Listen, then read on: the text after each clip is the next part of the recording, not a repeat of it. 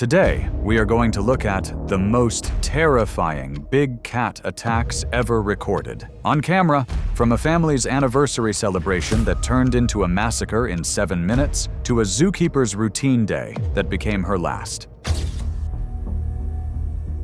It was September 23rd, 2024, and the sprawling Texas landscape of Wildland Safari Ranch stretched endlessly under the blazing afternoon sun. The 5,000-acre property outside San Antonio had been transformed into an authentic African experience, complete with acacia trees, watering holes, and custom-built enclosures housing some of Africa's most magnificent predators.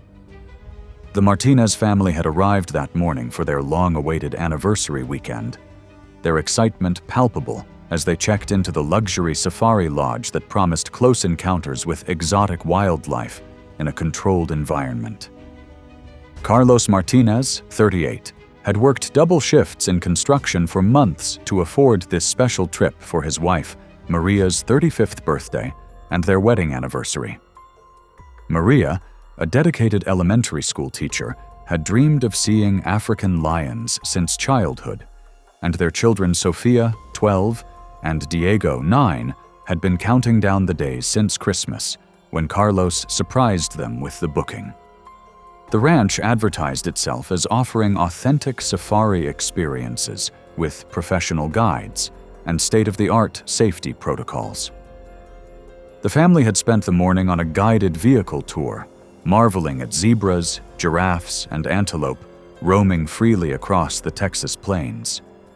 Their guide, Keel Morris, was a seasoned wildlife expert with 15 years of experience who had worked at legitimate African reserves before joining the ranch staff.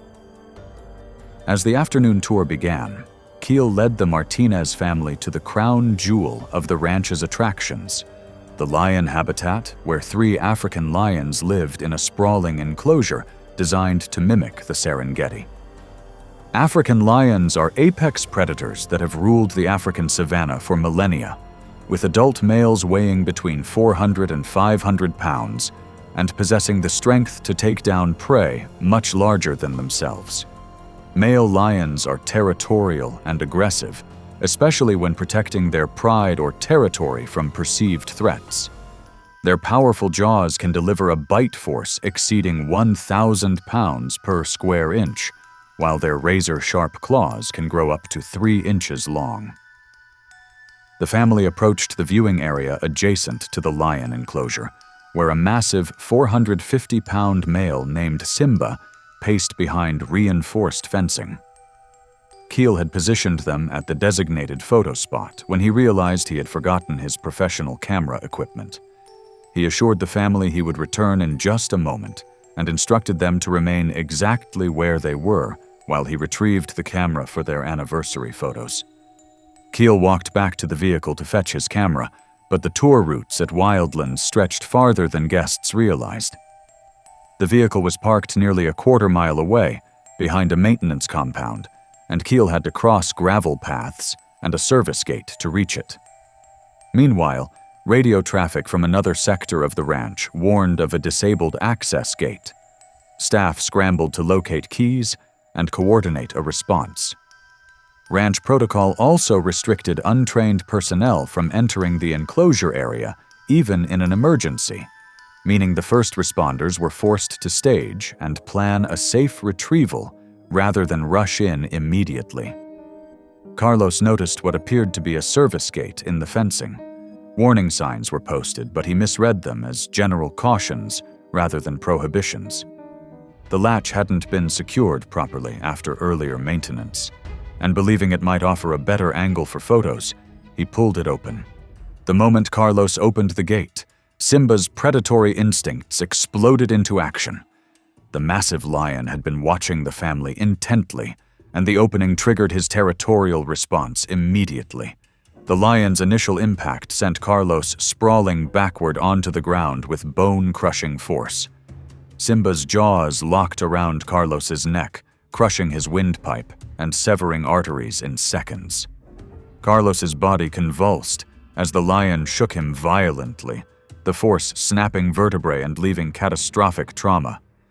Maria's screams pierced the air as she grabbed Sofia and Diego, trying desperately to shield them from the horrific scene unfolding before them. But Simba's attack was far from over.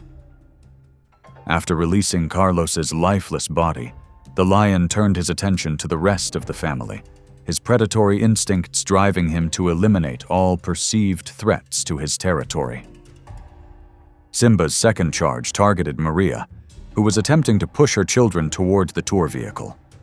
The lion's massive paw struck her in the back with sledgehammer force, sending her tumbling forward as his claws raked across her spine and shoulders.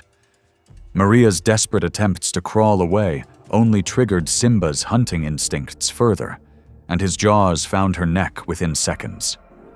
Sofia and Diego tried to run toward the distant tour vehicle, but their small legs were no match for Simba's speed and agility.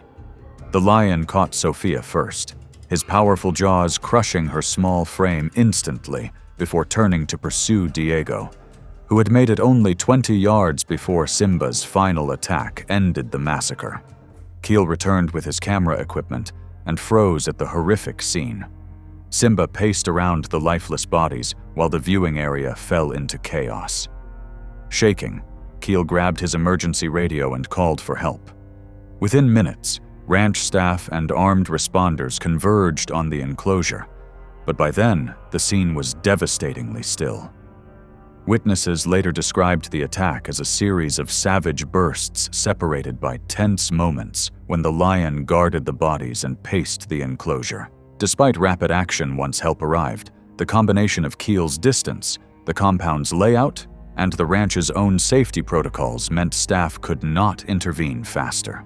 The 7-minute window, investigators concluded, was a product of those delays, not because the animal fought continuously without pause, but because help took precious time to reach the family and secure the enclosure.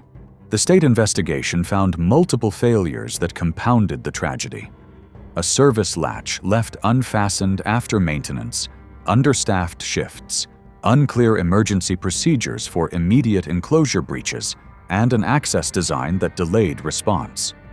Regulators described the incident as a catastrophic breakdown of both maintenance and emergency planning. Within days, the ranch's operating license was suspended pending a full review. Within a week, the facility announced permanent closure as lawsuits and public outcry mounted.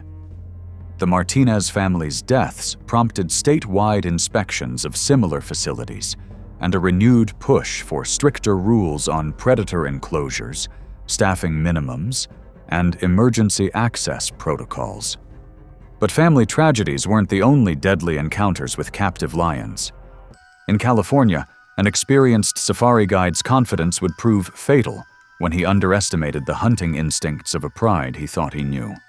It was August 12, 2016, and the rolling hills of Golden State Safari Park in Central California shimmered under the intense summer heat. The 800-acre drive-through facility had been operating for 12 years, allowing visitors to observe African wildlife from the safety of their vehicles while professional guides maintained the animals and facilities. The afternoon shift was beginning as maintenance crews prepared for the evening feeding routines that kept the park's lions, tigers, and other predators healthy and content. Robert Thompson, 34, had been working as a senior safari guide at the park for 5 years, building a reputation as one of the most knowledgeable and fearless staff members. His Instagram account had attracted 2,800 followers who enjoyed his behind-the-scenes content and insider knowledge about the animals' behaviors and personalities. Robert had developed what he believed were personal relationships with many of the big cats, often sharing stories about their individual quirks and preferences. That afternoon, Robert was conducting a routine inspection along the perimeter of the African lion habitat, a 40-acre enclosure that housed a pride of 6 lions, including 2 adult females, 1 male, and 3 juveniles. The pride had been at the park for over 3 years, and Robert had been involved in their daily care since their arrival. He had grown comfortable with their routines and believed he understood their behavioral patterns well enough to predict their movements. Robert's inspection route took him to a section of perimeter fencing that had been damaged during recent storms, requiring assessment for repair work scheduled the following week. He parked his maintenance vehicle near the damaged fence line and conducted his standard radio check with the control center, reporting his location and estimated inspection time. African lions are social predators that live in coordinated family groups called prides, with females doing most of the hunting while males defend territory. Female lions are expert stalkers and ambush hunters, capable of moving silently through tall grass and remaining motionless for hours while waiting for the perfect moment to strike. They can reach speeds of 50 miles per hour in short bursts and possess the strength and agility to take down prey much larger than themselves. Even in captivity, lions retain their natural hunting instincts and will stalk and attack anything they perceive as prey or a territorial threat.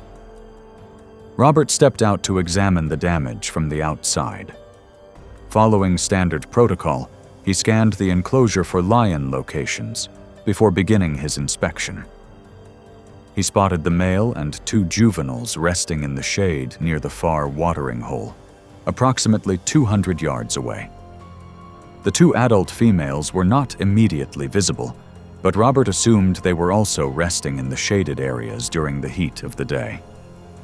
What Robert failed to realize was that one of the adult females, a 280-pound lioness named Nala, had been stalking his vehicle from dense brush near the fence line. Her natural hunting instincts had been triggered by the sound and movement of the maintenance truck, and she had positioned herself for an ambush attack while remaining completely hidden from Robert's view. The weakened fence line provided just enough of an opening for her to lunge through. In an instant, Nala closed the 30-yard gap, her 280-pound frame slamming Robert to the ground with crushing force. Nala's jaws clamped onto Robert's neck and shoulder, crushing vertebrae and cutting off his airway in seconds. His desperate attempt to reach his radio ended almost instantly as the lioness's weight pinned him to the ground. His muffled cries lasted only moments before the violent shaking silenced him. Her claws tore across his torso and arms in the struggle, leaving deep gashes. Within a minute, Robert's movements grew weak and then stopped altogether, his body no match for the lioness's instinctive precision. Other park staff discovered Robert's body during a routine patrol 30 minutes later, finding Nala still guarding her kill near the damaged fence.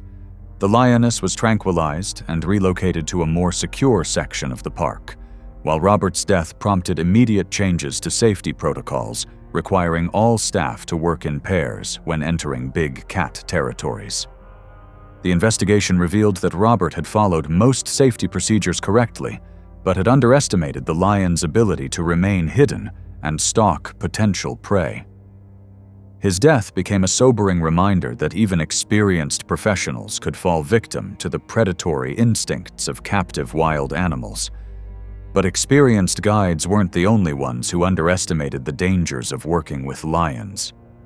In Florida, a wildlife photographer's ambition to capture the perfect shot would lead her into a deadly encounter with a territorial male. It was March 7, 2015, and the sprawling grounds of Everglades Safari Ranch basked in the warm Florida sunshine, creating perfect conditions for wildlife documentary filming. The 500-acre private facility outside Naples housed over 40 rescued and retired exotic animals, including lions, tigers, and leopards that had been saved from failed roadside attractions and illegal ownership situations across the Southeast. The ranch operated as both a sanctuary and educational facility, offering guided tours while serving as a filming location for wildlife documentaries and conservation projects. Amanda Foster, 28, had arrived at the ranch that morning as part of a 3-person documentary crew filming a conservation piece about exotic animal rescue operations in Florida. Her role as wildlife cinematographer had earned her recognition in the documentary community, and her Instagram account had grown to 1,200 followers who appreciated her behind-the-scenes content from filming locations across the Southeast. Amanda specialized in capturing intimate footage of dangerous animals in controlled environments, believing her patient approach and understanding of animal behavior made her safer than other filmmakers. The documentary project focused on tracking the rehabilitation stories of rescued exotic animals and documenting their adaptation to sanctuary life. Amanda and her crew had been filming at the ranch for 3 days, hoping to capture compelling footage of the facility's most impressive residents, including a pride of African lions that had been rescued from a defunct circus operation 2 years earlier. Ranch staff had warned the crew about the lions' unpredictable nature and territorial behavior, but Amanda was confident in her ability to get the shots her documentary required while maintaining appropriate safety protocols. That afternoon, Amanda's filming schedule had led her to the ranch's most remote section, where the lion pride lived in a sprawling 20-acre enclosure designed to mimic African savanna conditions.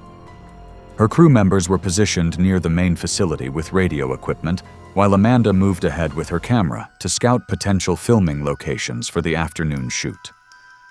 The plan was for her to identify optimal camera positions and radio back for the full crew to approach with proper safety equipment and ranch supervision. African lions are highly territorial animals, especially males who will aggressively defend their domain against any perceived intruders. Male lions mark their territory with scent and will attack anything that enters their space without invitation.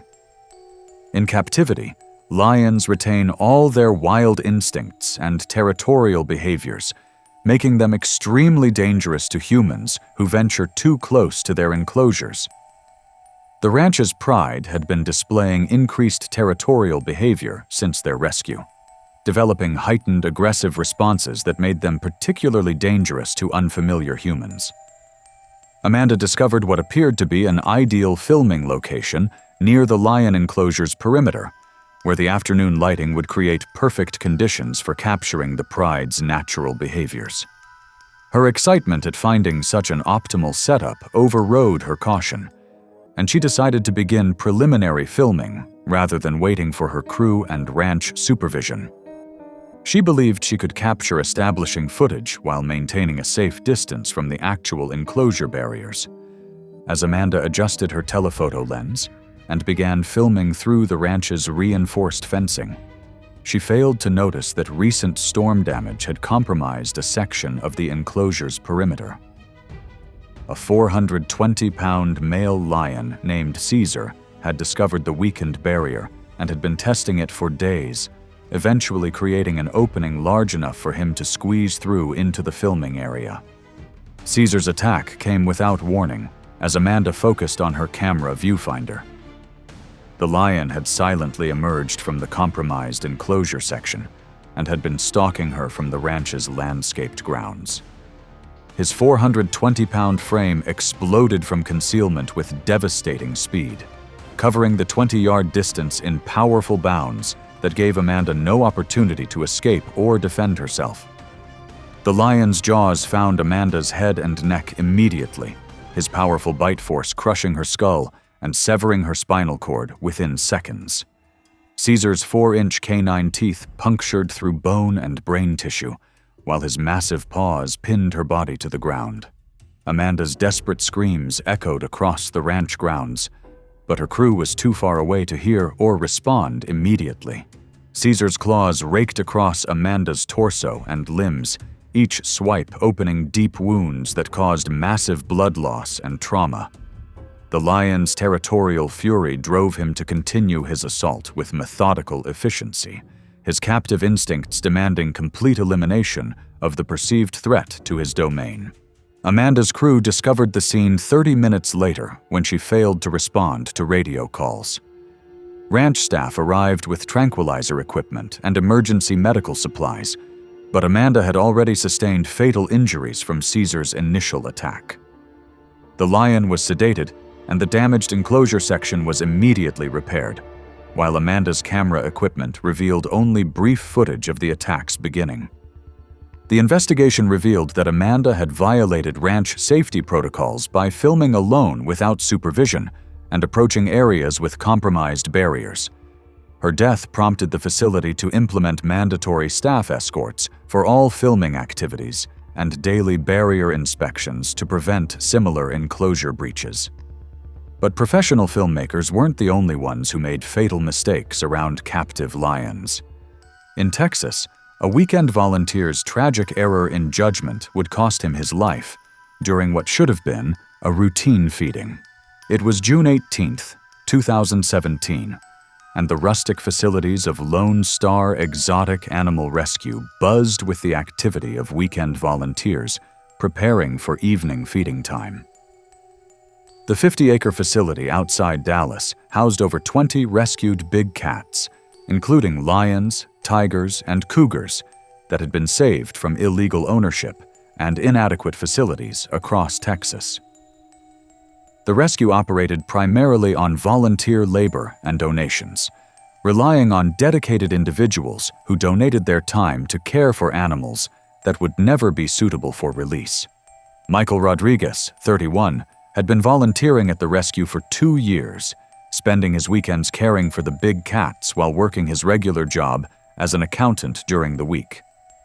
His Instagram account had attracted 1,400 followers who enjoyed his animal rescue content and behind-the-scenes glimpses of life at the facility.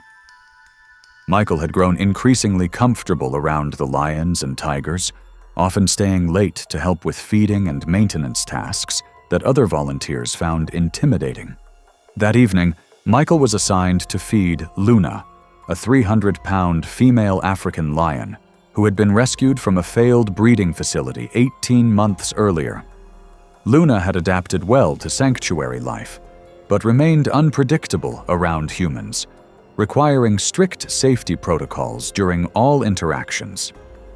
The feeding routine involved placing meat in Luna's enclosure while she was secured in a separate holding area, then releasing her to feed once all humans had exited the main enclosure. Michael had placed Luna's evening meal in the far corner of her enclosure, while she remained secured in a separate holding area.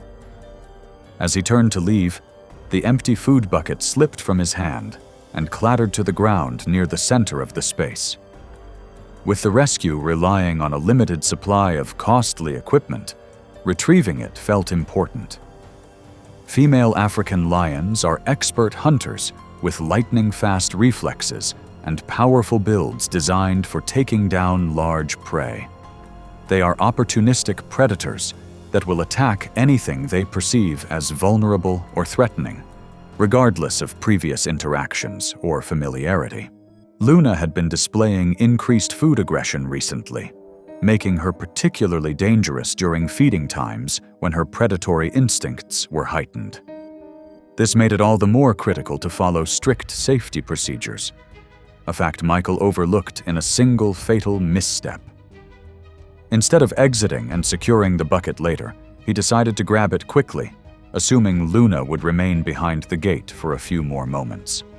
But as he bent down, the holding gate slid open sooner than he expected.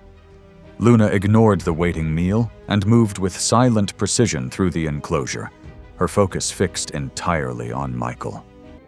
In an instant, her 300-pound frame slammed into his back with crushing force, knocking him to the ground. Before he could react, her jaws locked around his neck and shoulder, crushing vertebrae and cutting off his airway as her weight pinned him down. Michael's desperate cries for help echoed through the facility, sharp at first, and then muffled as Luna ragdolled him against the ground. His radio slipped from his belt and skidded across the dirt, uselessly crackling with static.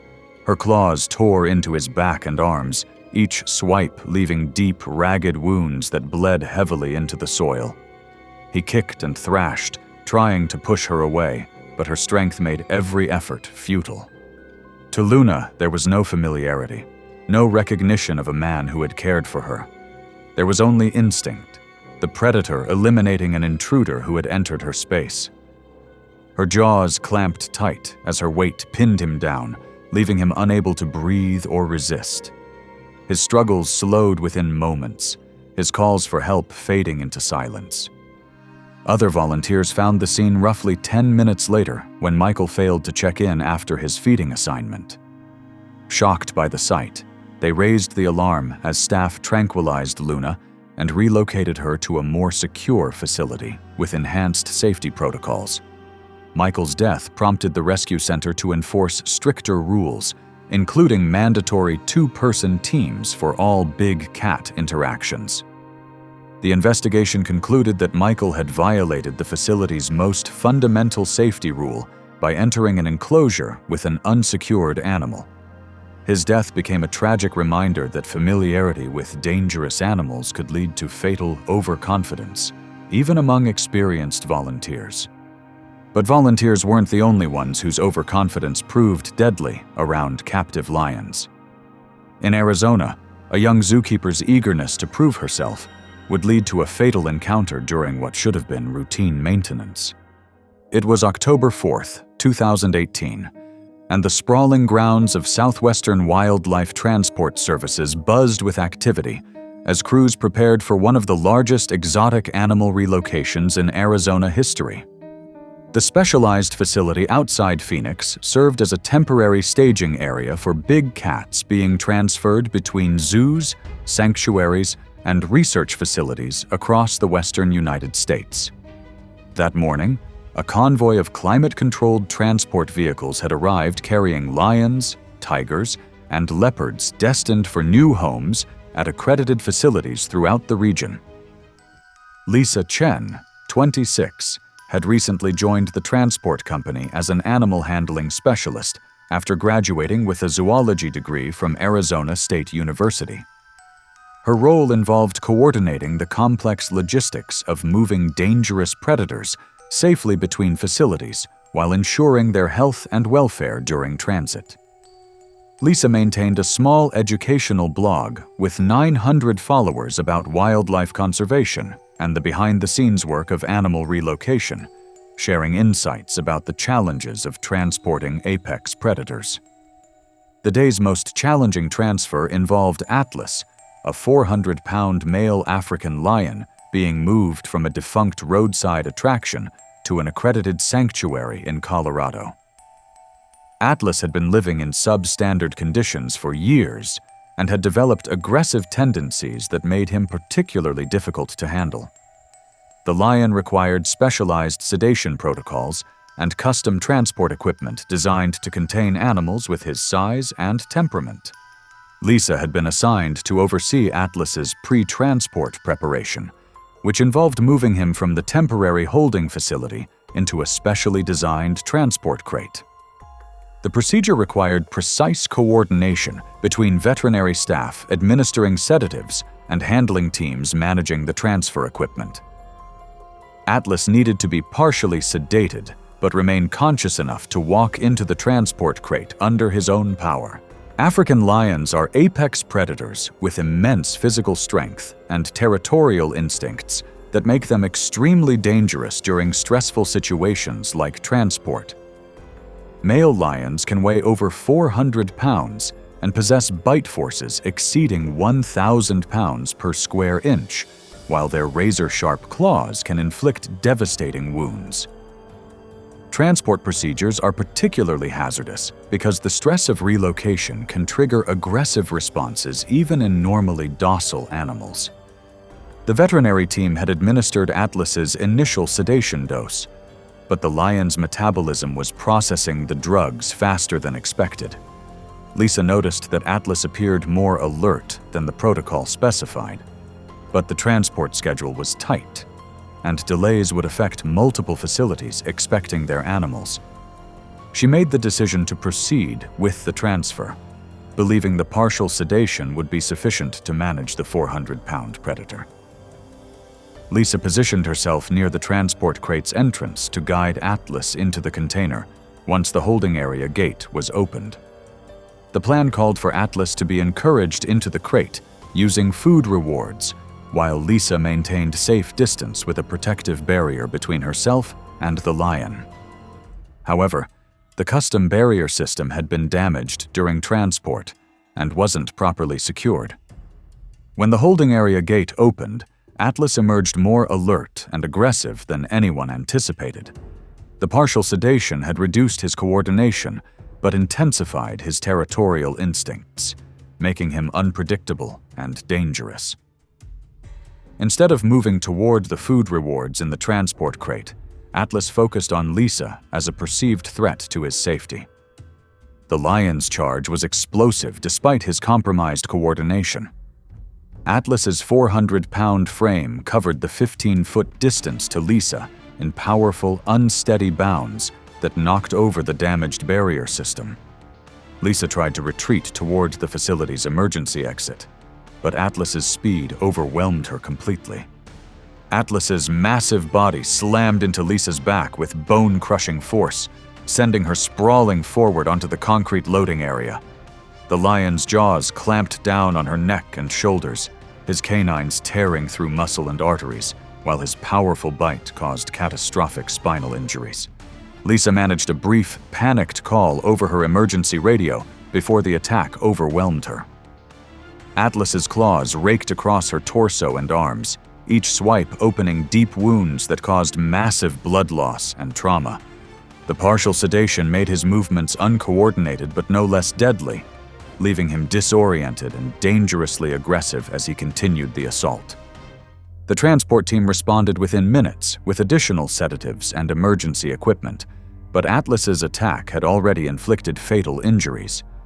The lion was fully sedated and secured, while Lisa received immediate medical attention.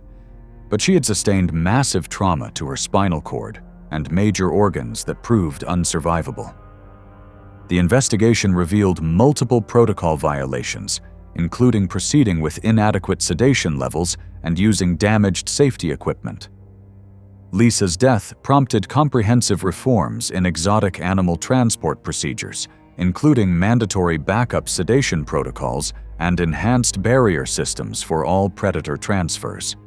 The incident led to industry-wide changes requiring veterinary oversight for all transport decisions and eliminating time pressure considerations that could compromise safety protocols. Lisa's tragic death became a catalyst for improved standards that protected both animals and handlers during the complex process of relocating dangerous wildlife. It was April 18, 2016, and the sprawling grounds of Wildcat Haven, a private big cat sanctuary outside Austin, Texas, were settling into the quiet rhythm of evening feeding time. The 200-acre facility housed over 30 rescued lions, tigers, and other exotic cats in custom-built enclosures, surrounded by double-fenced barriers and security cameras. The late afternoon sun cast long shadows across the compound, while the distinctive sounds of roaring and pacing echoed from various habitats as the cats anticipated their daily meals. Chloe Anderson, a 24-year-old recent zoology graduate from Texas A&M University, was working her first professional job at the sanctuary after years of dreaming about a career in wildlife conservation. The young woman had grown up in suburban Dallas, spending her childhood volunteering at local animal shelters and reading everything she could find about big cats. Her passion for lion conservation had driven her to pursue a degree in zoology, and she had jumped at the opportunity to work hands-on with the magnificent predators she had studied for years. Chloe had been employed at Wildcat Haven for only 3 months, but her enthusiasm and dedication had already impressed the senior staff. She regularly volunteered for extra shifts, arrived early to help with morning preparations, and stayed late to assist with evening feeding routines. Her supervisor had noted that while Chloe's academic knowledge was excellent, she still needed more time to fully understand the practical aspects of working with dangerous predators. That evening, Chloe was assigned to feed the sanctuary's African lion pride, a group of 4 adults consisting of 1 dominant male, 2 females, and a younger male. The pride had been rescued from a defunct roadside zoo 3 years earlier and had established a complex social hierarchy within their large enclosure. African lions are apex predators that live in complex social groups called prides, typically consisting of related females, their offspring, and one or more dominant males. Adult males can weigh up to 420 pounds and possess incredible strength, speed, and hunting instincts that remain sharp even in captivity. Lions are highly territorial animals that become extremely aggressive when defending their food sources, and they coordinate their attacks with devastating efficiency. Chloe began the feeding routine by securing the lions in their holding area, a smaller enclosure connected to the main habitat by a series of gates and tunnels. The standard protocol required keepers to visually confirm that all animals were locked in the holding area before entering the main enclosure to distribute food. Chloe had successfully completed this process and was placing meat portions at various locations throughout the habitat when disaster struck. As she positioned the final portion of meat near the back fence, Chloe accidentally knocked over the metal feeding bucket, sending it clattering across the concrete floor of the enclosure.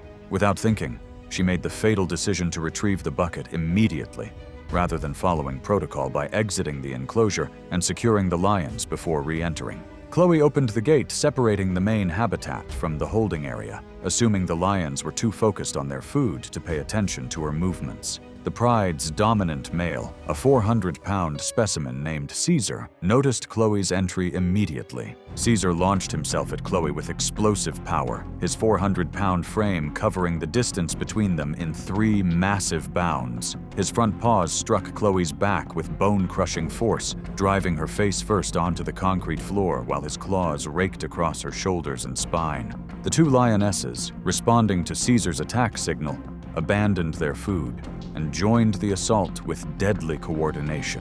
The first female clamped her powerful jaws around Chloe's left arm, her crushing bite force shattering bones and severing major arteries. The second lioness attacked Chloe's legs, her razor-sharp claws opening deep gashes that immediately began bleeding profusely. Caesar's massive jaws found Chloe's neck, his powerful canine teeth puncturing through muscle and vertebrae with devastating efficiency. The dominant male's bite force compressed Chloe's windpipe and severed vital blood vessels, causing massive trauma that made survival impossible. Within minutes, Chloe's movements ceased as the coordinated assault proved fatal. The night security guard heard Chloe's initial screams and immediately radioed for emergency assistance while rushing toward the lion enclosure. By the time backup staff arrived with tranquilizer equipment, Chloe was already dead from massive trauma and blood loss. The 4 lions were successfully sedated and relocated to separate holding areas, while investigators examined the scene. The investigation revealed that Chloe had violated fundamental safety protocols by entering the main enclosure while the lions had access to the space. The sanctuary implemented mandatory 2-person teams for all feeding operations and installed additional safety barriers to prevent similar incidents. But Chloe's tragic mistake wasn't unique among animal handlers who underestimated the dangers of working with apex predators. Across the country in Ohio, a veteran keeper's overconfidence would prove equally fatal when he encountered a Siberian tiger that had found a way to breach its containment. It was September 7th, 2015. And the morning mist hung low over the grounds of Riverside Zoo in Columbus, Ohio, as staff members began their daily routines of animal care and exhibit maintenance. The 150-acre facility housed over 2,000 animals representing species from around the world, with the big cat section being one of the most popular attractions among visitors. The crisp autumn air carried the sounds of roaring, chattering, and calling as the animals anticipated their morning meals and enrichment activities. Marcus Thompson, a 38-year-old senior animal keeper, had arrived at work early to begin routine maintenance on the Siberian tiger habitat before the zoo opened to the public. Marcus had worked with big cats for 12 years and was widely regarded as the zoo's most experienced tiger handler. His confidence and expertise had earned him the respect of younger staff members, who often sought his advice on animal behavior and safety procedures. Marcus had started his career as an entry-level keeper after dropping out of college, but his natural ability to read animal behavior and his fearless approach to dangerous situations had quickly earned him promotions. Over the years, he had developed what he considered an intuitive understanding of big cat psychology, and he often bent safety rules that he felt were excessive for someone with his experience level. That morning, Marcus was scheduled to perform routine cleaning and maintenance in the tiger enclosure, a task that required the animal to be secured in its holding area while he worked in the main habitat. The standard protocol involved multiple safety checks to ensure all gates were properly locked, and the tiger was completely contained before any human entered the exhibit space. Siberian tigers are the largest cats in the world, with adult males weighing up to 660 pounds and measuring over 10 feet in length. These apex predators possess incredible strength, speed, and hunting instincts that remain sharp even in captivity. Tigers are solitary, territorial animals that become extremely aggressive when they perceive threats to their domain. Their powerful jaws can deliver bite forces exceeding 1,000 pounds per square inch, while their retractable claws can grow up to 4 inches long. Marcus began his routine by activating the shift doors that would move Sasha, the zoo's 450-pound male Siberian tiger, from the main exhibit into the holding area. He watched through the observation window as the massive cat moved through the tunnel system, but he failed to perform the required double check of all gate mechanisms before entering the exhibit. Unknown to Marcus, Sasha had learned to manipulate one of the secondary gates by using his powerful paws to lift the locking mechanism. The intelligent predator had discovered this weakness weeks earlier, but had never exploited it when humans were present. Marcus entered the main exhibit carrying cleaning supplies and maintenance tools, confident that Sasha was secure in the holding area. He had performed this routine hundreds of times without incident, and his familiarity with the process had made him complacent about safety procedures. Sasha had successfully opened the compromised gate and was moving silently through the tunnel system back toward the main exhibit. The tiger's padded paws made no sound on the concrete surfaces, and his natural stealth allowed him to approach Marcus's position without detection.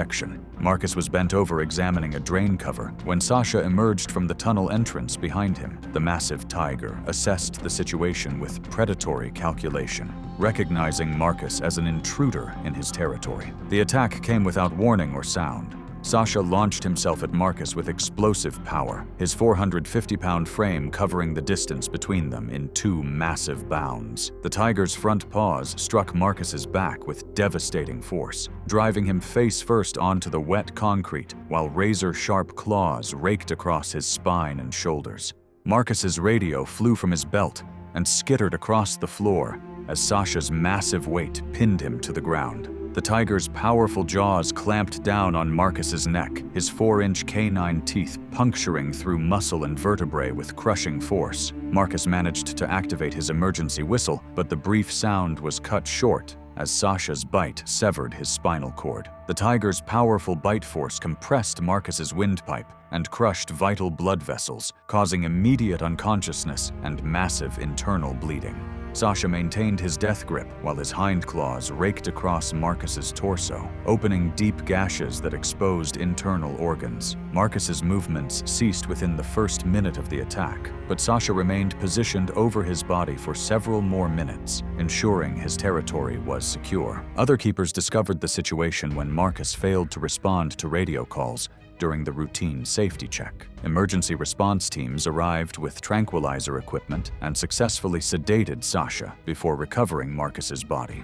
The investigation revealed the compromised gate mechanism and led to a complete overhaul of the zoo's containment systems. Marcus's death shocked the zoo community and prompted enhanced safety training programs for all animal handlers. His family filed lawsuits against the facility, arguing that inadequate maintenance had contributed to the tragedy. The incident led to industry-wide reviews of big cat containment systems and mandatory redundant safety measures. However, even facilities with the most advanced safety systems couldn't prevent tragedies when experienced handlers made critical errors in judgment. In Florida, a former veterinary technician would discover that her medical training meant nothing when she misread the behavioral signals of one of nature's most unpredictable predators. It was July 12, 2017, and the humid Florida air hung heavy over the grounds of Everglades Wildlife Preserve. a 300-acre facility dedicated to rescuing and rehabilitating native and exotic species. The preserve specialized in South American animals, housing jaguars, ocelots, and various primate species in naturalistic habitats designed to mimic their wild environments. The afternoon sun beat down on the lush vegetation, while the sounds of tropical birds and calling monkeys created a symphony of wildlife activity.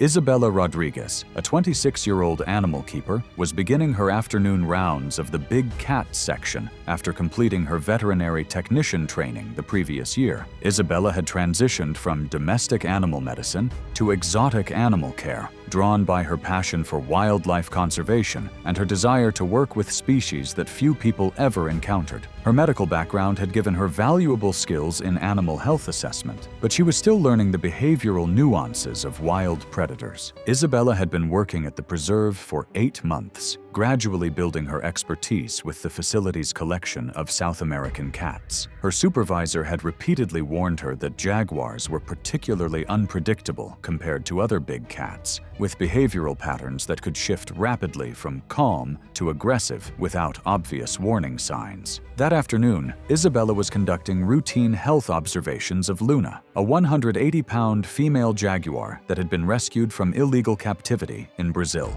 Luna had been at the preserve for 2 years and had shown steady improvement in her physical condition, but she remained wary of human contact and displayed occasional signs of stress-related behaviors. Jaguars are the 3rd largest cats in the world and the apex predators of South America, with adult females weighing up to 200 pounds and possessing the strongest bite force of any big cat. These solitary hunters are known for their ability to crush turtle shells and crocodile skulls with their powerful jaws, which can deliver bite forces exceeding 1,500 pounds per square inch. Jaguars are excellent swimmers and climbers, and they are renowned for their stealth and patience when hunting. Isabella entered Luna's enclosure following standard safety protocols, ensuring the jaguar was secured in the holding area before beginning her cleaning routine. She had observed Luna through the observation window and noted that the cat appeared unusually lethargic, lying motionless in her favorite resting spot near the back of the holding area. Isabella's veterinary training immediately raised concerns about Luna's apparent lack of energy. Her medical instincts overrode her safety training as she decided to get a closer look at the jaguar's condition. Isabella approached the barrier separating the main exhibit from the holding area, moving slowly and speaking in soft tones to avoid startling Luna. What Isabella failed to recognize was that Luna was exhibiting classic stalking behavior rather than illness. The jaguar had been tracking Isabella's movements from the moment she entered the enclosure, remaining perfectly still while calculating the optimal moment to strike. Luna's explosive attack came without any warning signs that Isabella's limited experience with wild cats would have recognized. The 180-pound jaguar launched herself at the barrier with incredible speed and power, her muscular frame covering the distance in a single bound. Luna's front paws struck the chain-link barrier with enough force to bend the metal mesh, while her powerful jaws snapped at Isabella's position. Isabella stumbled backward in shock, but Luna's incredible agility allowed her to reach through gaps in the barrier and grab Isabella's arm with her massive paw. The jaguar's razor-sharp claws sank deep into Isabella's flesh, holding her in place, while Luna's powerful jaws sought a killing bite through the barrier. Luna's powerful jaws found purchase on Isabella's shoulder through a gap in the barrier, her crushing bite force shattering the collarbone and severing major arteries. The jaguar's 4-inch canine teeth punctured deep into muscle and bone, while her incredible jaw strength compressed vital blood vessels. The jaguar's hind claws raked across Isabella's chest and abdomen as Luna tried to pull her prey closer to the barrier. Each swipe opened deep gashes that exposed underlying organs and caused massive blood loss. Other keepers arrived within minutes, but Luna's aggressive posture made immediate intervention impossible. Isabella's movements ceased, as massive blood loss and crushing injuries to vital organs proved fatal. Emergency responders arrived with tranquilizer equipment and successfully sedated Luna after a tense standoff. The investigation revealed that Isabella had violated safety protocols by approaching too close to the barrier, mistaking the jaguar's hunting behavior for signs of illness. The preserve installed motion sensor alarms in all big cat enclosures and enhanced training programs for staff members. Isabella's death prompted industry-wide reviews of safety protocols for veterinary assessments of dangerous animals. Her family established a foundation promoting safety education for wildlife caregivers, ensuring her dedication to animal welfare would continue through enhanced protection for both animals and their human caretakers. Yet even the most experienced zookeeper sometimes fell victim to the unpredictable nature of apex predators, particularly when overconfidence led them to take unnecessary risks with animals they believed they understood. It was May 30th, 2014, and the pristine mountain wilderness surrounding the Rocky Mountain Wildlife Center stretched endlessly across the Colorado landscape under brilliant spring sunshine.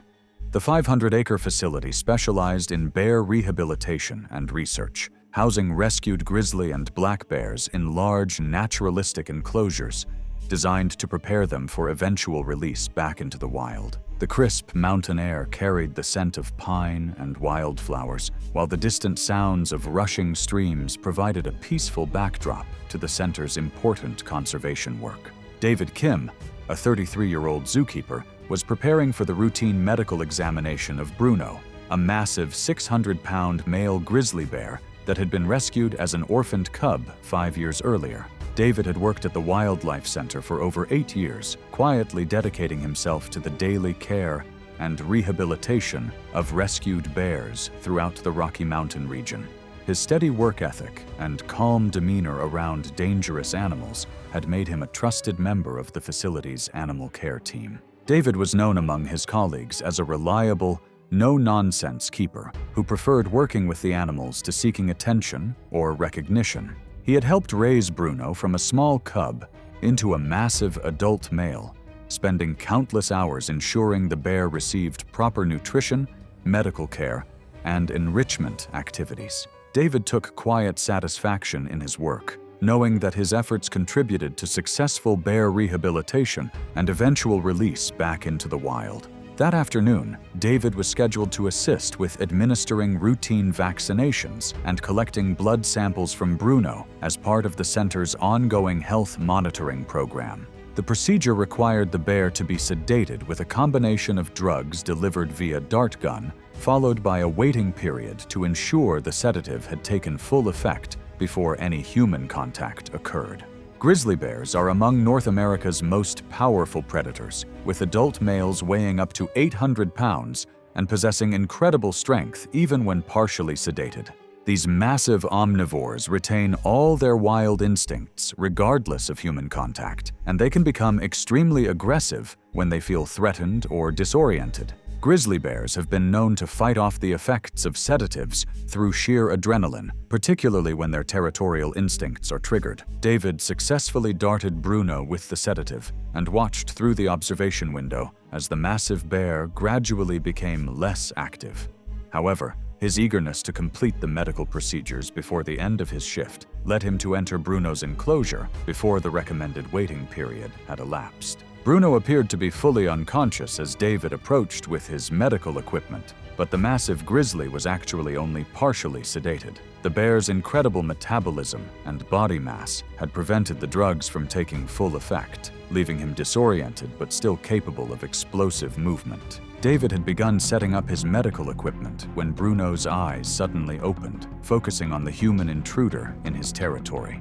The partially sedated bear's confusion and disorientation triggered his defensive instincts, and he perceived David's presence as an immediate danger that needed to be eliminated. Bruno's attack was swift and devastating despite his compromised state. The 600-pound grizzly exploded from his resting position with surprising speed, his massive frame covering the distance to David in 2 powerful bounds. The bear's enormous paw struck David's chest with bone-crushing force, driving him backward into the concrete wall of the enclosure, while razor-sharp claws raked across his torso.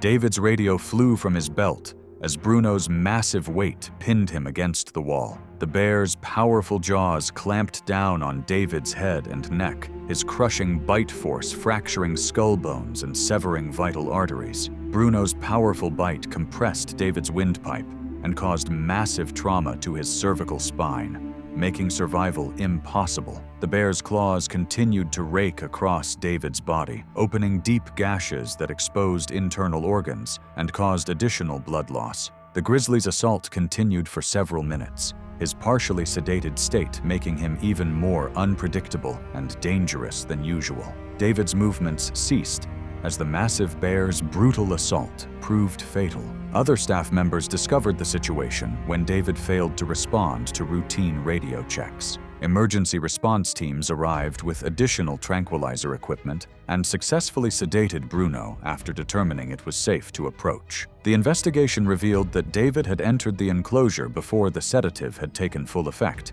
violating established safety protocols. David's death sent shockwaves through the wildlife rehabilitation community and prompted enhanced sedation protocols at facilities nationwide. Bruno was transferred to a more secure facility with stricter containment measures, as his association with a human fatality made him unsuitable for the center's rehabilitation program. But even the most secure facilities and experienced handlers couldn't prevent every tragedy, particularly when split-second decisions led to fatal encounters with animals whose strength and unpredictability made them inherently dangerous to work with. It was November 14, 2018, and the urban landscape of Golden Gate Zoo in San Francisco was bustling with the activity of staff members preparing for another busy day of public education and animal care. The 100-acre facility housed over 1,000 animals representing species from around the world, with the primate section being one of the most popular and scientifically important areas of the zoo. The cool morning air carried the sounds of chattering, calling, and the distant hum of city traffic as staff members began their daily routines.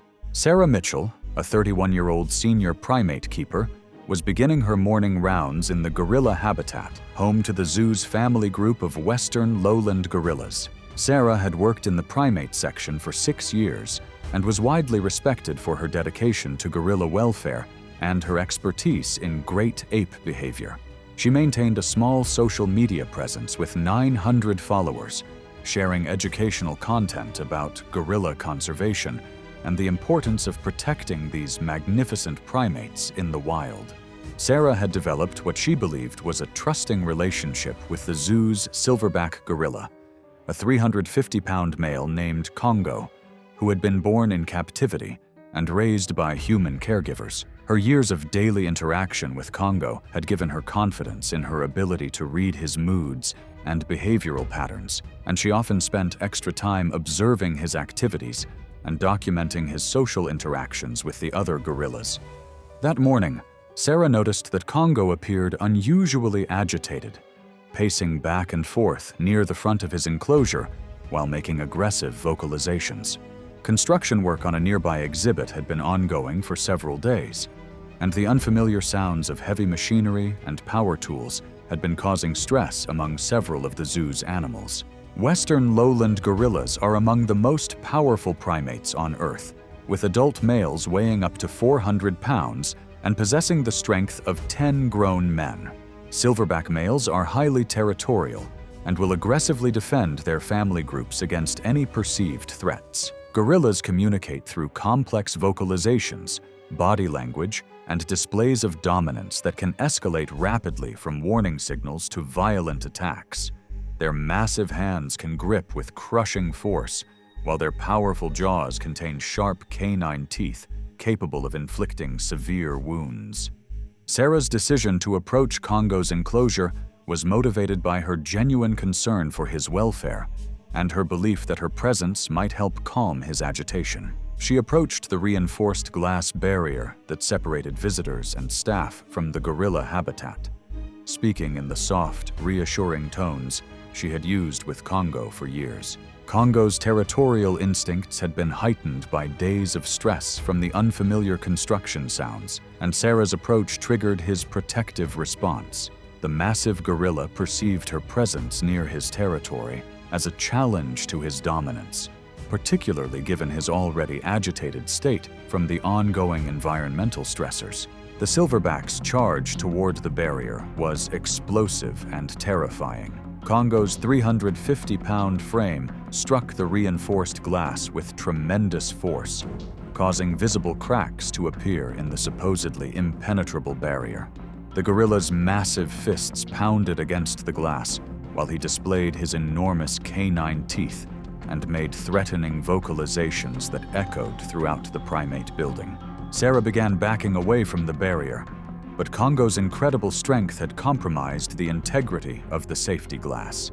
The silverback's continued assault on the barrier caused additional cracks to spread across the surface, and within seconds, a section of the glass gave way under the tremendous pressure. Congo's massive arm reached through the opening in the damaged barrier, his powerful hand grabbing Sarah's shoulder and pulling her towards the compromised glass. The gorilla's grip strength, exceeding 1,800 pounds per square inch, crushed bones in Sarah's shoulder and arm, while his other hand reached for her head and neck. Sarah's screams alerted other keepers throughout the primate building, but Congo's aggressive posture and protective stance made immediate intervention extremely dangerous. The silverback's powerful hands inflicted crushing injuries to Sarah's head and torso while she remained trapped against the damaged barrier. Congo's territorial fury drove him to continue the assault until he was certain the perceived threat had been eliminated. Sarah's attempts to escape were futile against an animal possessing overwhelming physical advantages and territorial instincts that demanded the complete removal of any challenge to his dominance. Sarah's movements ceased as the massive gorilla's crushing grip and powerful blows proved fatal. The silverback was eventually sedated after a tense standoff that lasted nearly an hour. The investigation revealed that the construction noise had created unprecedented stress levels among the primates, leading to heightened territorial behavior that made normal interactions dangerous. Congo was relocated to a quieter section of the zoo with enhanced barriers, while all primate enclosures received reinforced safety systems to prevent similar breaches.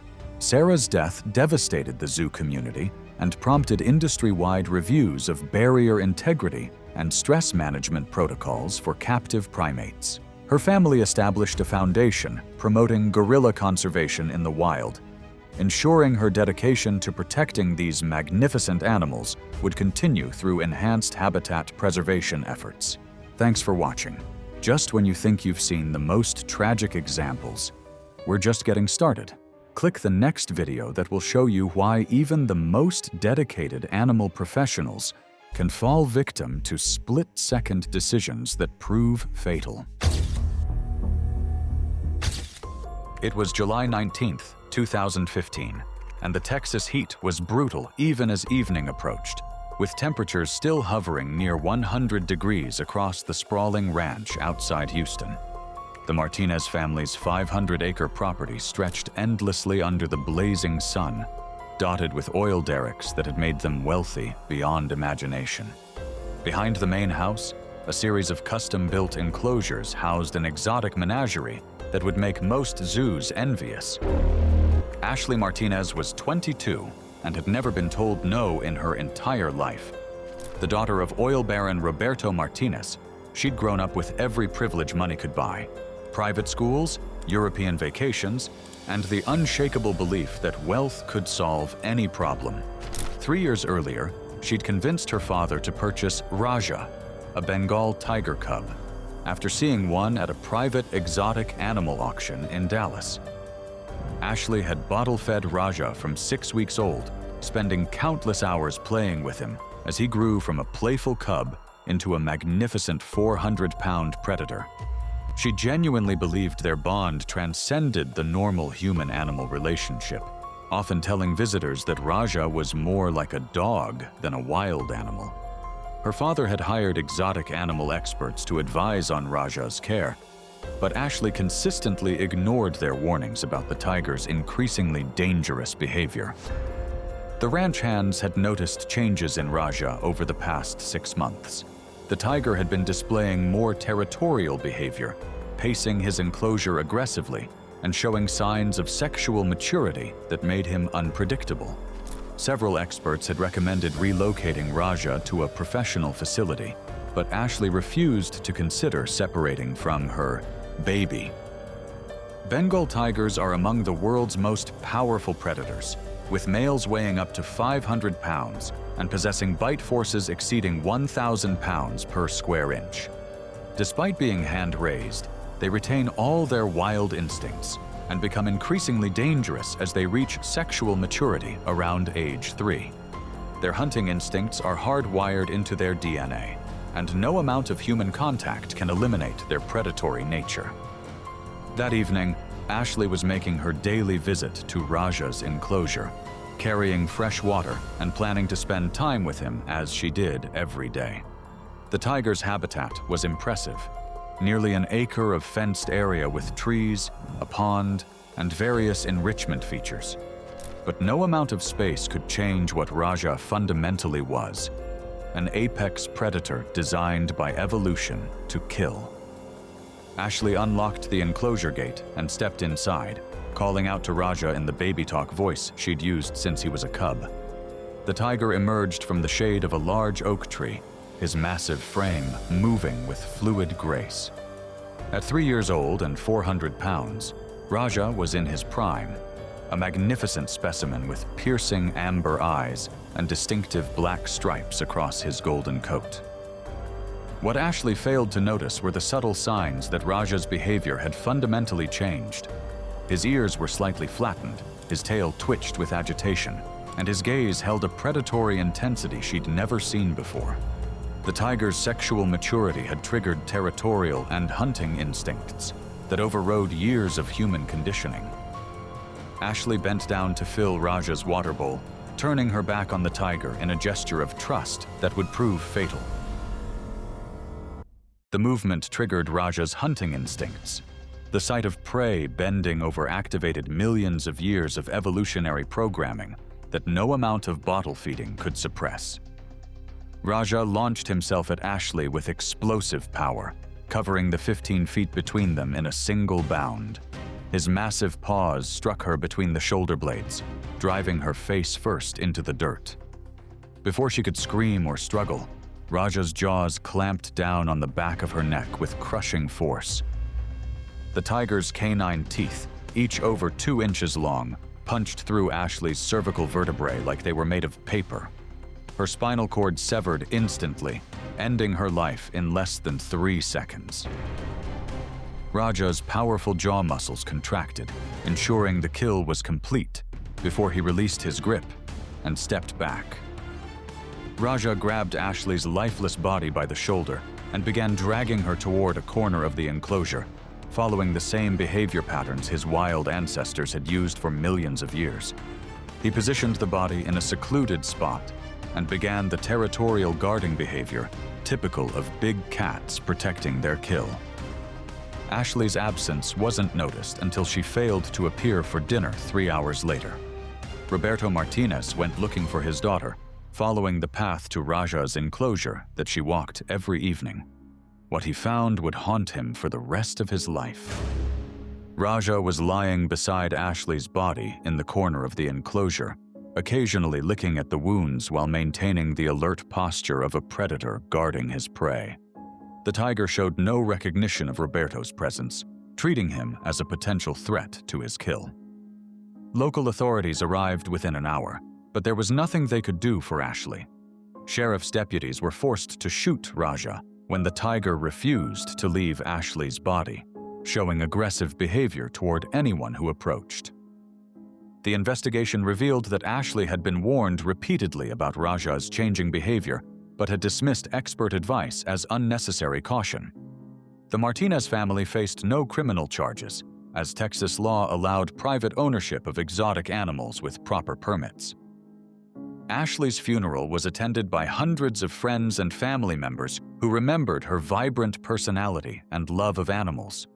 Roberto Martinez donated millions to wildlife conservation organizations, hoping his daughter's death might prevent others from making the same fatal mistake.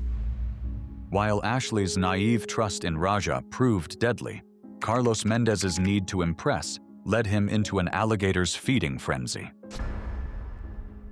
It was March 8, 2016, and the Miami evening was warm and humid, with the scent of jasmine and chlorine hanging heavy in the air around Carlos Mendez's Coral Gables mansion.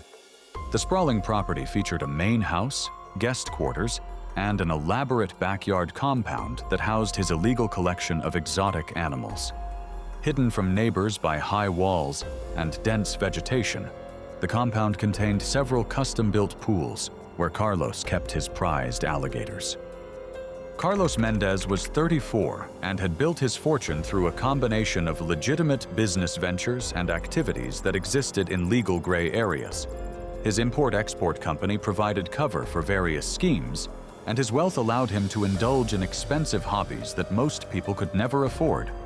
His passion was collecting dangerous animals, particularly alligators, which he kept in violation of numerous local and federal laws. For 5 years, Carlos had been hand-feeding his alligators, taking pride in his ability to work with these prehistoric predators without formal training. He'd gradually acquired larger and more dangerous animals, including Diablo, an 8-foot male American alligator that weighed nearly 300 pounds. Carlos genuinely believed his experience made him an expert handler, despite having no scientific understanding of reptile behavior. That evening, Carlos was entertaining Maria, a woman he'd been dating for several weeks. He'd been drinking heavily throughout dinner, and his judgment was impaired by both alcohol and his desire to impress her with his fearless handling of dangerous animals. American alligators are apex predators that have remained virtually unchanged for millions of years. They can grow up to 14 feet long and weigh over 1,000 pounds, with bite forces exceeding 3,000 pounds per square inch, among the strongest of any living animal. Alligators are ambush predators with lightning-fast reflexes, capable of launching themselves from the water with explosive force. Diablo was Carlos's prize specimen, captured from the Everglades as a juvenile and raised in captivity for 8 years. Despite years of regular feeding, the alligator retained all his wild instincts and had never developed any tolerance for human presence. The 300-pound predator spent most of his time motionless in his custom pool, but his prehistoric brain was constantly alert for feeding opportunities. Carlos led Maria to Diablo's enclosure, a concrete pool surrounded by decorative landscaping. The alligator floated motionlessly in the center of the pool, only his eyes and nostrils visible above the dark water. Against his usual protocol and influenced by alcohol, Carlos decided to hand-feed Diablo instead of using the long feeding pole he normally employed. He wanted to show Maria how fearless he was, how completely he'd mastered these dangerous animals. Carlos knelt at the edge of the pool, holding a whole chicken just above the water's surface. Diablo's prehistoric eyes tracked the movement, his brain calculating distance and timing with predatory precision. The alligator began moving toward the food with slow, deliberate strokes of his powerful tail. Diablo positioned himself directly below the offered chicken, his massive jaws just inches from Carlos's outstretched hand. The alligator's feeding response was triggered by the proximity of the meat, and millions of years of evolution took over.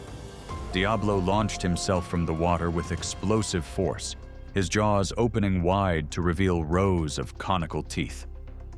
But instead of grabbing just the chicken, Diablo's massive jaws clamped down on Carlos's entire forearm.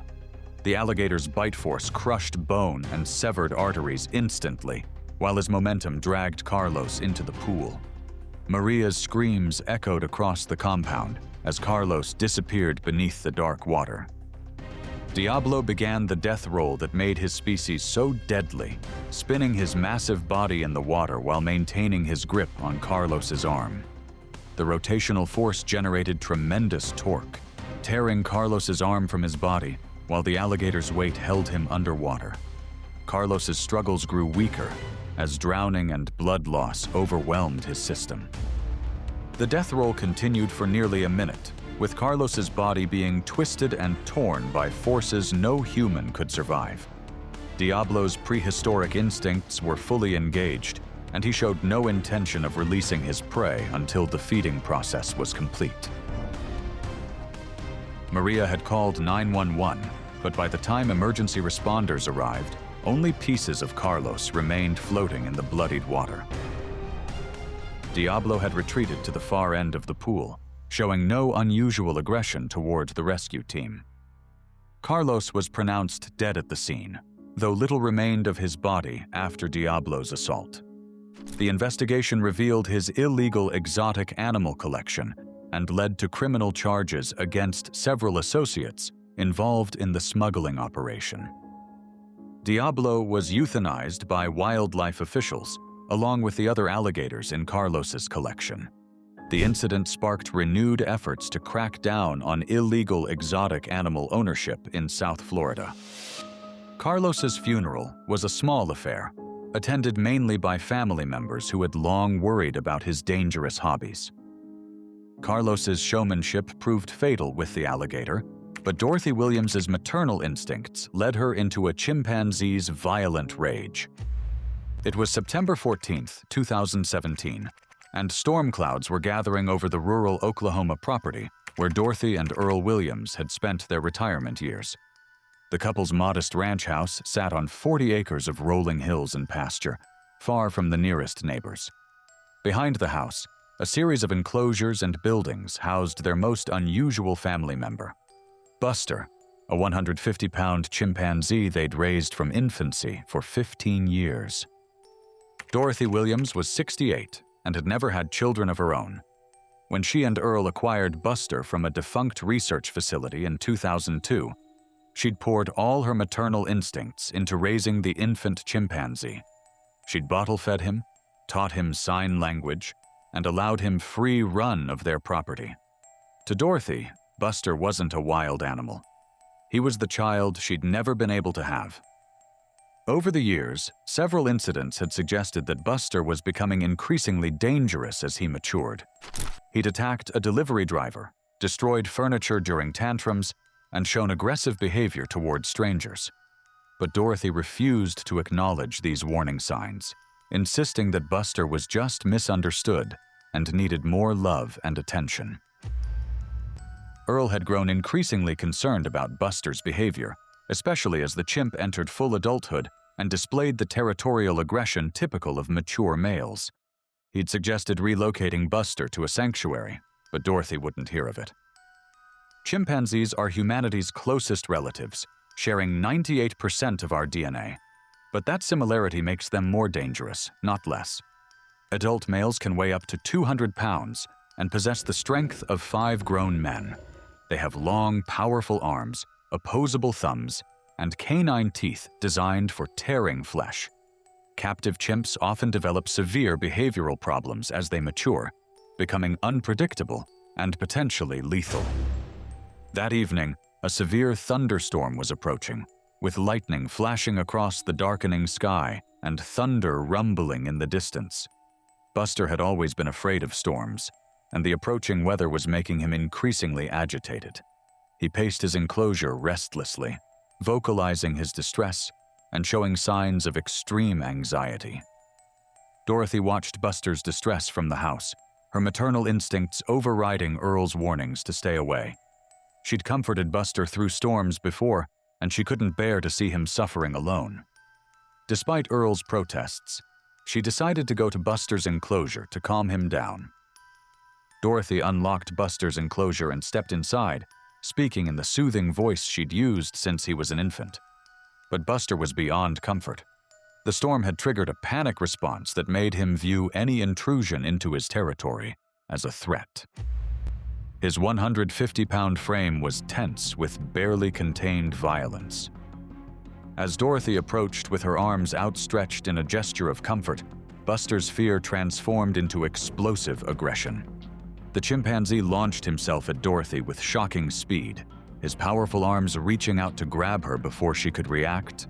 Buster's first blow caught Dorothy across the face, his knuckles striking with enough force to shatter her cheekbone and knock her to the ground.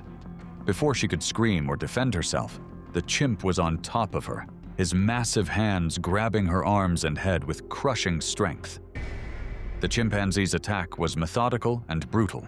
He bit off 3 of Dorothy's fingers, his canine teeth shearing through bone and tendon with ease. His powerful hands beat her about the head and shoulders while his feet kicked at her torso, each blow delivered with the strength of 5 men. Dorothy's screams brought Earl running from the house, but when he tried to intervene, Buster turned on him as well.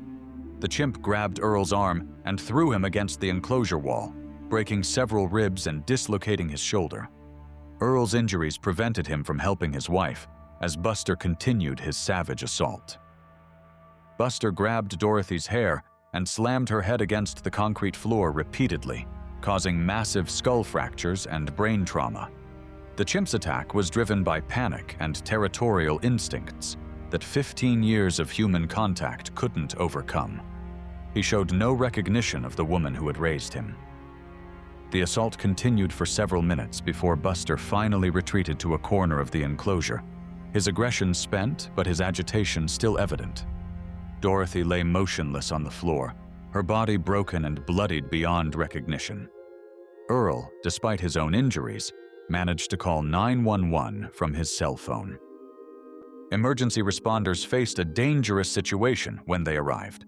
Buster was still agitated and showed aggressive behavior toward anyone who approached the enclosure. It took wildlife officials with tranquilizer equipment nearly an hour to sedate the chimp safely. Dorothy was pronounced dead at the scene, her injuries too severe for any medical intervention. She had suffered massive head trauma, multiple fractures, and severe blood loss from the bite wounds. Earl was rushed to the hospital with serious but non-life-threatening injuries. The investigation revealed that Dorothy had ignored numerous warnings about Buster's increasingly dangerous behavior. Oklahoma wildlife officials had been trying to remove the chimp for months, but Dorothy had used legal challenges to keep him on the property. Buster was euthanized the following day, despite protests from some animal rights groups. The decision was made based on public safety concerns and the severity of the attack. Dorothy's funeral was attended by neighbors and friends who remembered her kindness and dedication to animal welfare. Earl never fully recovered from his physical and emotional injuries, spending his remaining years in a nursing facility. Dorothy's maternal love proved no match for Buster's primal instincts, but Damon Jackson's criminal arrogance led him into a starving lion's deadly territory. It was June 22, 2014, and the Detroit summer night was sweltering, with temperatures still in the 80s despite the late hour. In an abandoned warehouse district on the city's east side, Damon Jackson's urban compound buzzed with the kind of activity that thrived in darkness. The converted building served as headquarters for his drug operation, complete with reinforced doors, security cameras, and a basement that housed his most prized possession, Leo, an African lion. Damon Jackson was 28 and had built his reputation on fear and intimidation. Known on the streets as D-Money, he controlled several blocks of territory through a combination of violence and psychological warfare. The lion was his ultimate status symbol, a 350-pound predator that commanded respect from rivals and customers alike. Few people knew that Leo existed, but those who did understood that crossing Damon could have deadly consequences. Damon had purchased Leo illegally from a black market dealer 2 years earlier, keeping the lion in a makeshift cage in his basement. The conditions were deplorable. A concrete cell barely large enough for the animal to stand and turn around, with poor ventilation and irregular feeding. Damon had no understanding of big cat behavior or nutritional needs, viewing Leo as nothing more than a living weapon. That night, Damon had been celebrating a successful drug deal with cocaine and alcohol, his judgment impaired by substances and his inflated ego. Several associates were present, and Damon decided to show off by entering Leo's cage to demonstrate his fearless control over the dangerous predator. African lions are apex predators that retain all their wild instincts, regardless of captivity conditions. Adult males can weigh up to 500 pounds and possess bite forces exceeding 650 pounds per square inch. When malnourished and stressed, as Leo certainly was, they become even more unpredictable and dangerous. Leo had been living in deplorable conditions for 2 years, fed irregularly and kept in isolation that had driven him to the edge of madness. The 350-pound lion was severely underweight, his ribs visible through his dull coat. Chronic stress and malnutrition had made him hyper-aggressive and unpredictable, viewing any human presence as either a threat or potential prey. Damon descended into the basement with his entourage, the group's laughter and loud voices echoing off the concrete walls. Leo paced restlessly in his cramped cage, his yellow eyes tracking the approaching humans with predatory intensity. The lion's ears were flattened against his skull, and low growls rumbled from his chest, clear warning signs that Damon was too intoxicated to recognize. Against the protests of his associates, Damon unlocked Leo's cage and stepped inside, his movements unsteady from alcohol and drugs. He wanted to demonstrate his dominance over the ultimate predator, to show his crew that he feared nothing and no one. Leo's reaction was immediate and devastating. The starving, stressed lion saw Damon's intrusion as an opportunity to finally strike back at his captors. The 350-pound predator launched himself at Damon with explosive power, his massive paws striking the drug dealer's chest and driving him to the concrete floor. Before Damon could scream or defend himself, Leo's jaws clamped down on his skull with crushing force. The lion's canine teeth, each over 2 inches long, punched through bone and brain tissue with sickening ease. Damon's body convulsed once as his nervous system shut down, then went completely limp in the predator's grip. But Leo wasn't finished. Years of starvation and abuse had triggered the lion's feeding instincts, and he began consuming his kill immediately. His powerful jaws tore away chunks of flesh while his claws raked across Damon's torso, opening the body cavity to access internal organs. Damon's associates screamed in horror as they watched their leader being devoured by the lion he'd kept as a status symbol. The basement filled with the sounds of tearing flesh and breaking bone, as Leo fed with the desperate hunger of a chronically malnourished predator. The commotion attracted neighbors who called 911, reporting screams and gunshots from the abandoned building.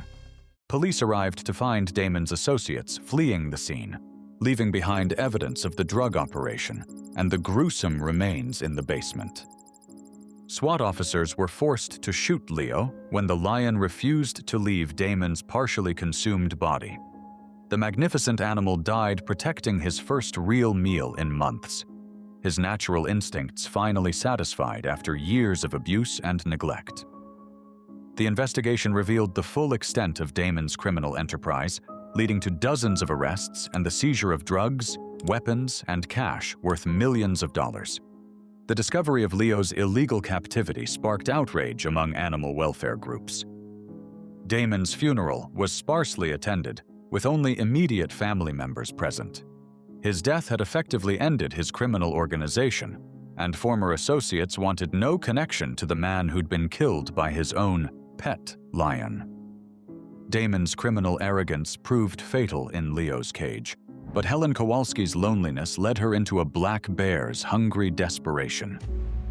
It was November 11, 2013, and the Montana winter was settling in early, with snow already covering the peaks of the surrounding mountains and temperatures dropping below freezing at night. Helen Kowalski's remote cabin sat in a valley 20 miles from the nearest town, surrounded by dense forest that stretched for miles in every direction.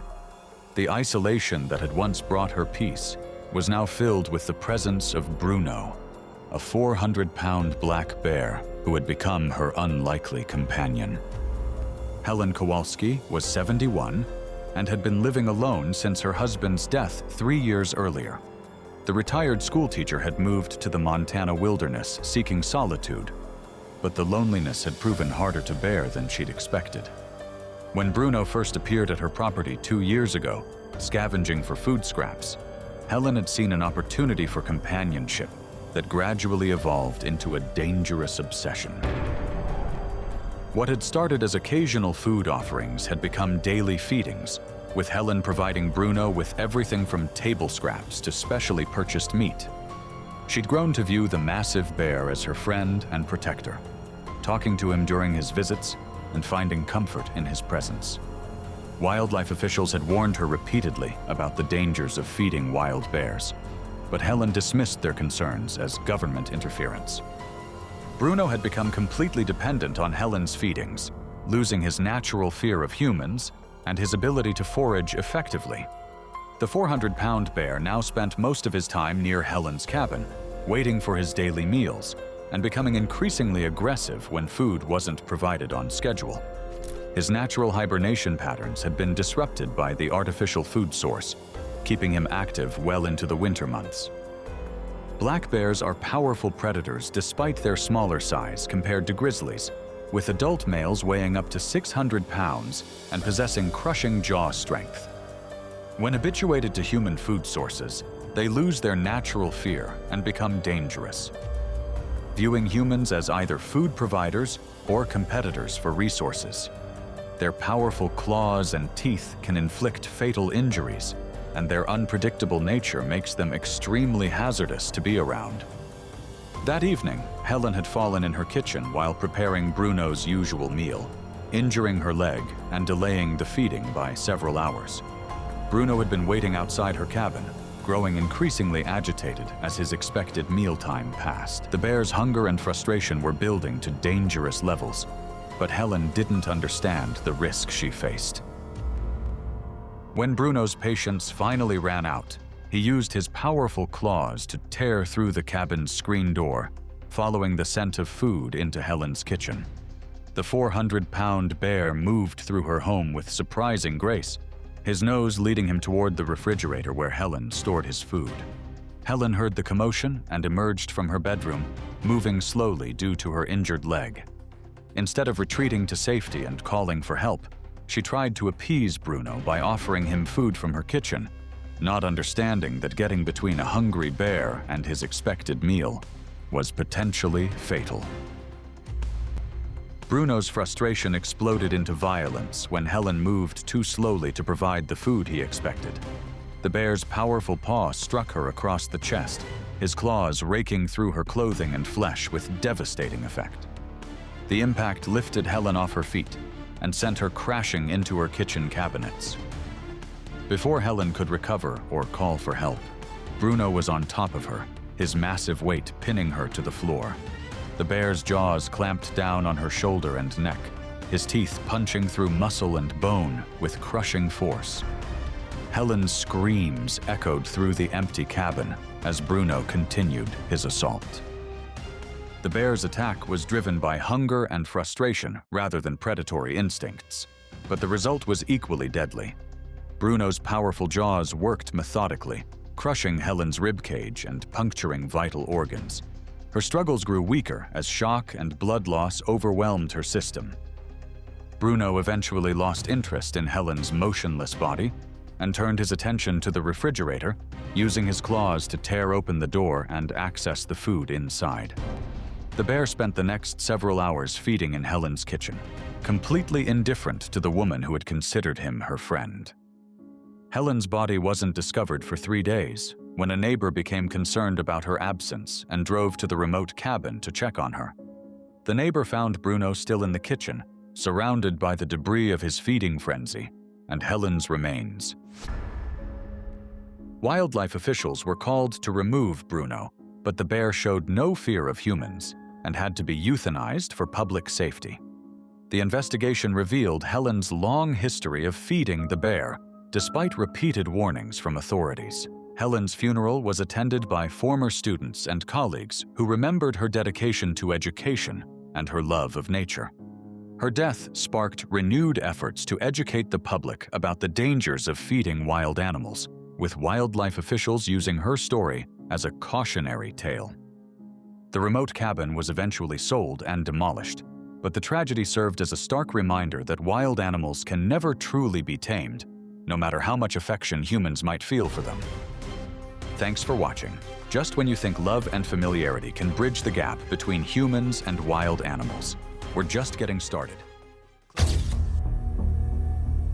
It was March 15, 2019, in the lush hills surrounding Chiang Mai, Thailand, where dozens of unregulated wildlife sanctuaries operate in the shadows of legitimate conservation efforts. The Tiger Paradise Sanctuary, a small facility nestled between dense jungle and rice paddies, marketed itself as an authentic wildlife experience for adventurous tourists. Unlike accredited zoos, this establishment allowed direct contact with adult tigers for premium fees, capitalizing on visitors' desire for extraordinary social media content. The humid tropical air carried the scent of jasmine and tiger musk, while the distant sounds of motorbikes on rural roads mixed with occasional roars from the enclosures. Amber Whitfield, a 28-year-old social media manager from Sydney, had built a modest following of 4,200 Instagram followers by documenting her Southeast Asian backpacking adventure. Working for a small travel company back home, she understood the power of compelling visual content. Her competitive nature drove her to seek increasingly daring experiences that would set her apart from other travel bloggers. After reading mixed reviews about Tiger Paradise, she specifically chose this sanctuary because it offered the closest contact with tigers available in the region. The facility's promise of private photo sessions with adult Bengal tigers was exactly what she needed for her content strategy. Her previous posts from elephant sanctuaries and snake farms had generated significant engagement, fueling her desire for even more dramatic content. The sanctuary housed 12 tigers in concrete enclosures surrounded by basic chain-link fencing.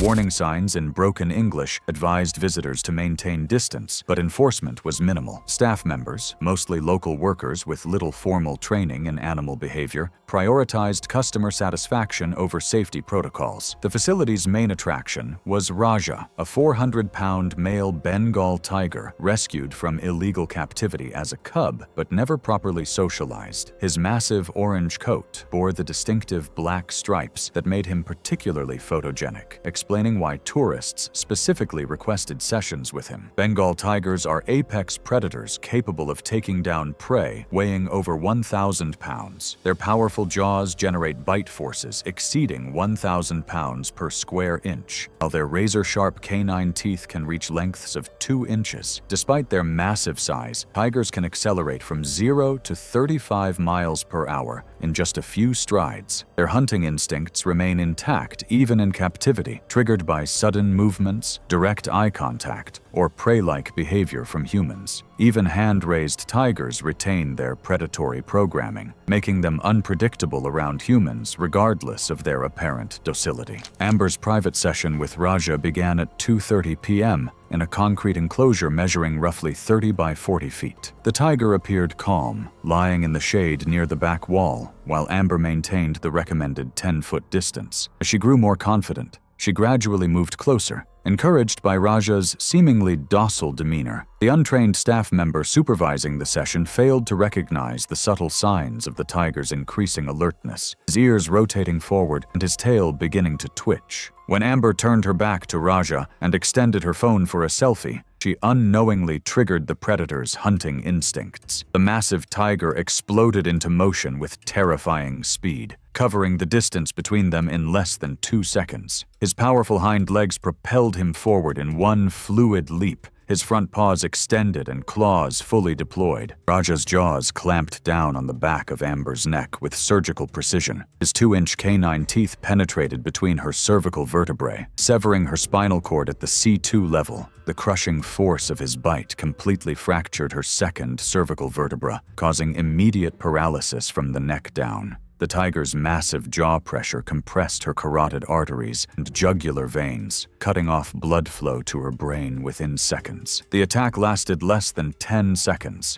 Raja's bite severed Amber's brainstem, causing instant unconsciousness and respiratory failure. Her nervous system shut down immediately, preventing any pain sensation from reaching her brain. The tiger released his grip and stepped back, his predatory instincts satisfied by the successful kill. Amber's body collapsed to the concrete floor, her phone still clutched in her right hand, the intended selfie never captured. Staff members rushed into the enclosure within minutes, but Amber showed no signs of life. Her neck displayed massive trauma from the tiger's bite, with deep puncture wounds marking where the canine teeth had penetrated. A complete severing of her spinal cord had caused immediate death, with no possibility of survival even with immediate medical intervention. Thai authorities launched an investigation into the facility's safety protocols and licensing status. Tiger Paradise Sanctuary was temporarily closed, pending review of its animal handling procedures. Amber's family released a brief statement requesting privacy while they processed the tragic loss of their adventurous daughter. Amber Whitfield's story showed how quickly a tiger's instincts can turn deadly when safety barriers are crossed. For Keith Renshaw, it wasn't an exotic predator, but Florida's ancient reptile that would prove just as lethal.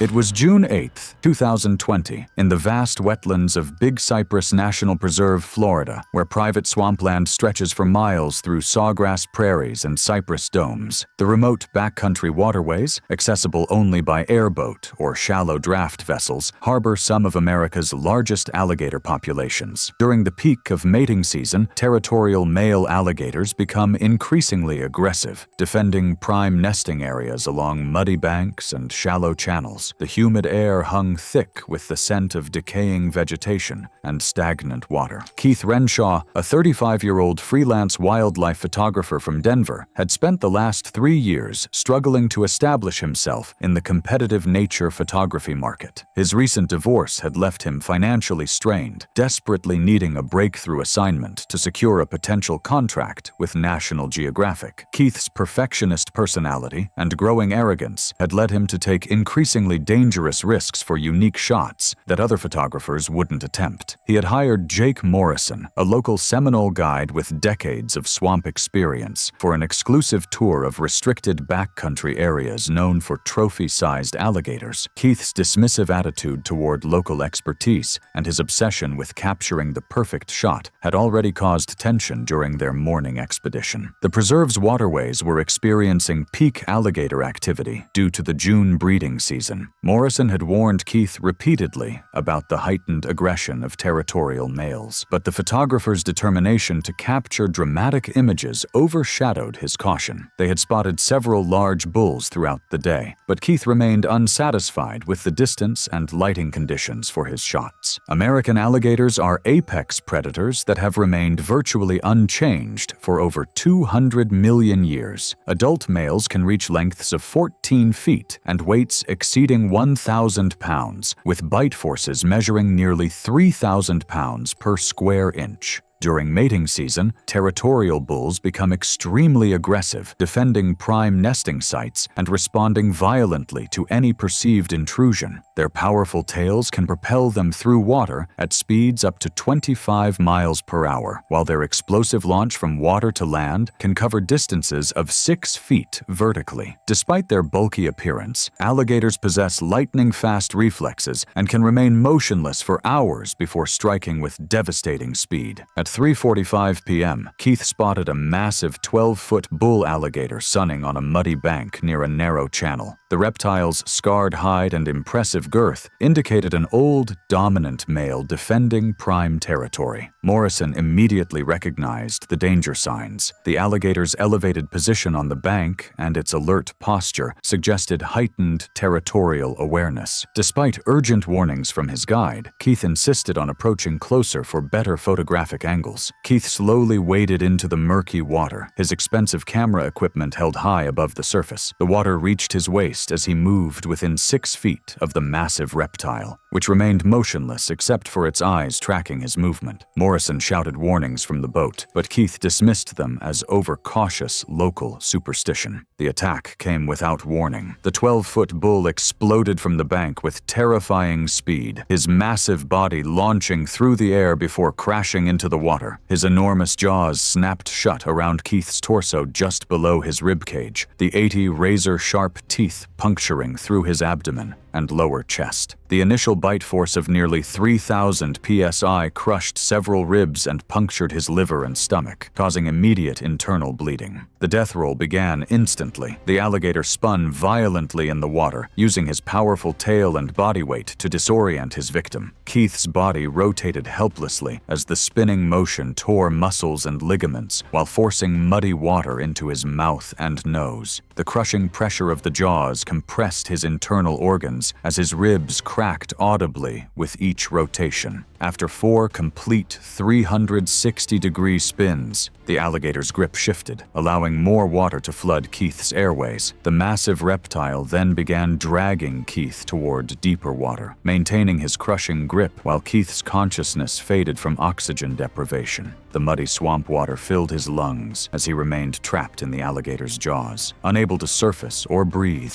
his struggles grew weaker as drowning combined with massive internal trauma from the crushing bite. The alligator held him underwater for nearly 3 minutes, ensuring his prey was completely subdued before releasing the lifeless body. Keith's body floated to the surface, showing extensive crush injuries across his torso and abdomen. The alligator's teeth had left deep puncture wounds, while the death roll had caused severe internal damage to his organs and skeletal structure. However, the primary cause of death was drowning, as swamp water had completely filled his lungs during the prolonged underwater struggle.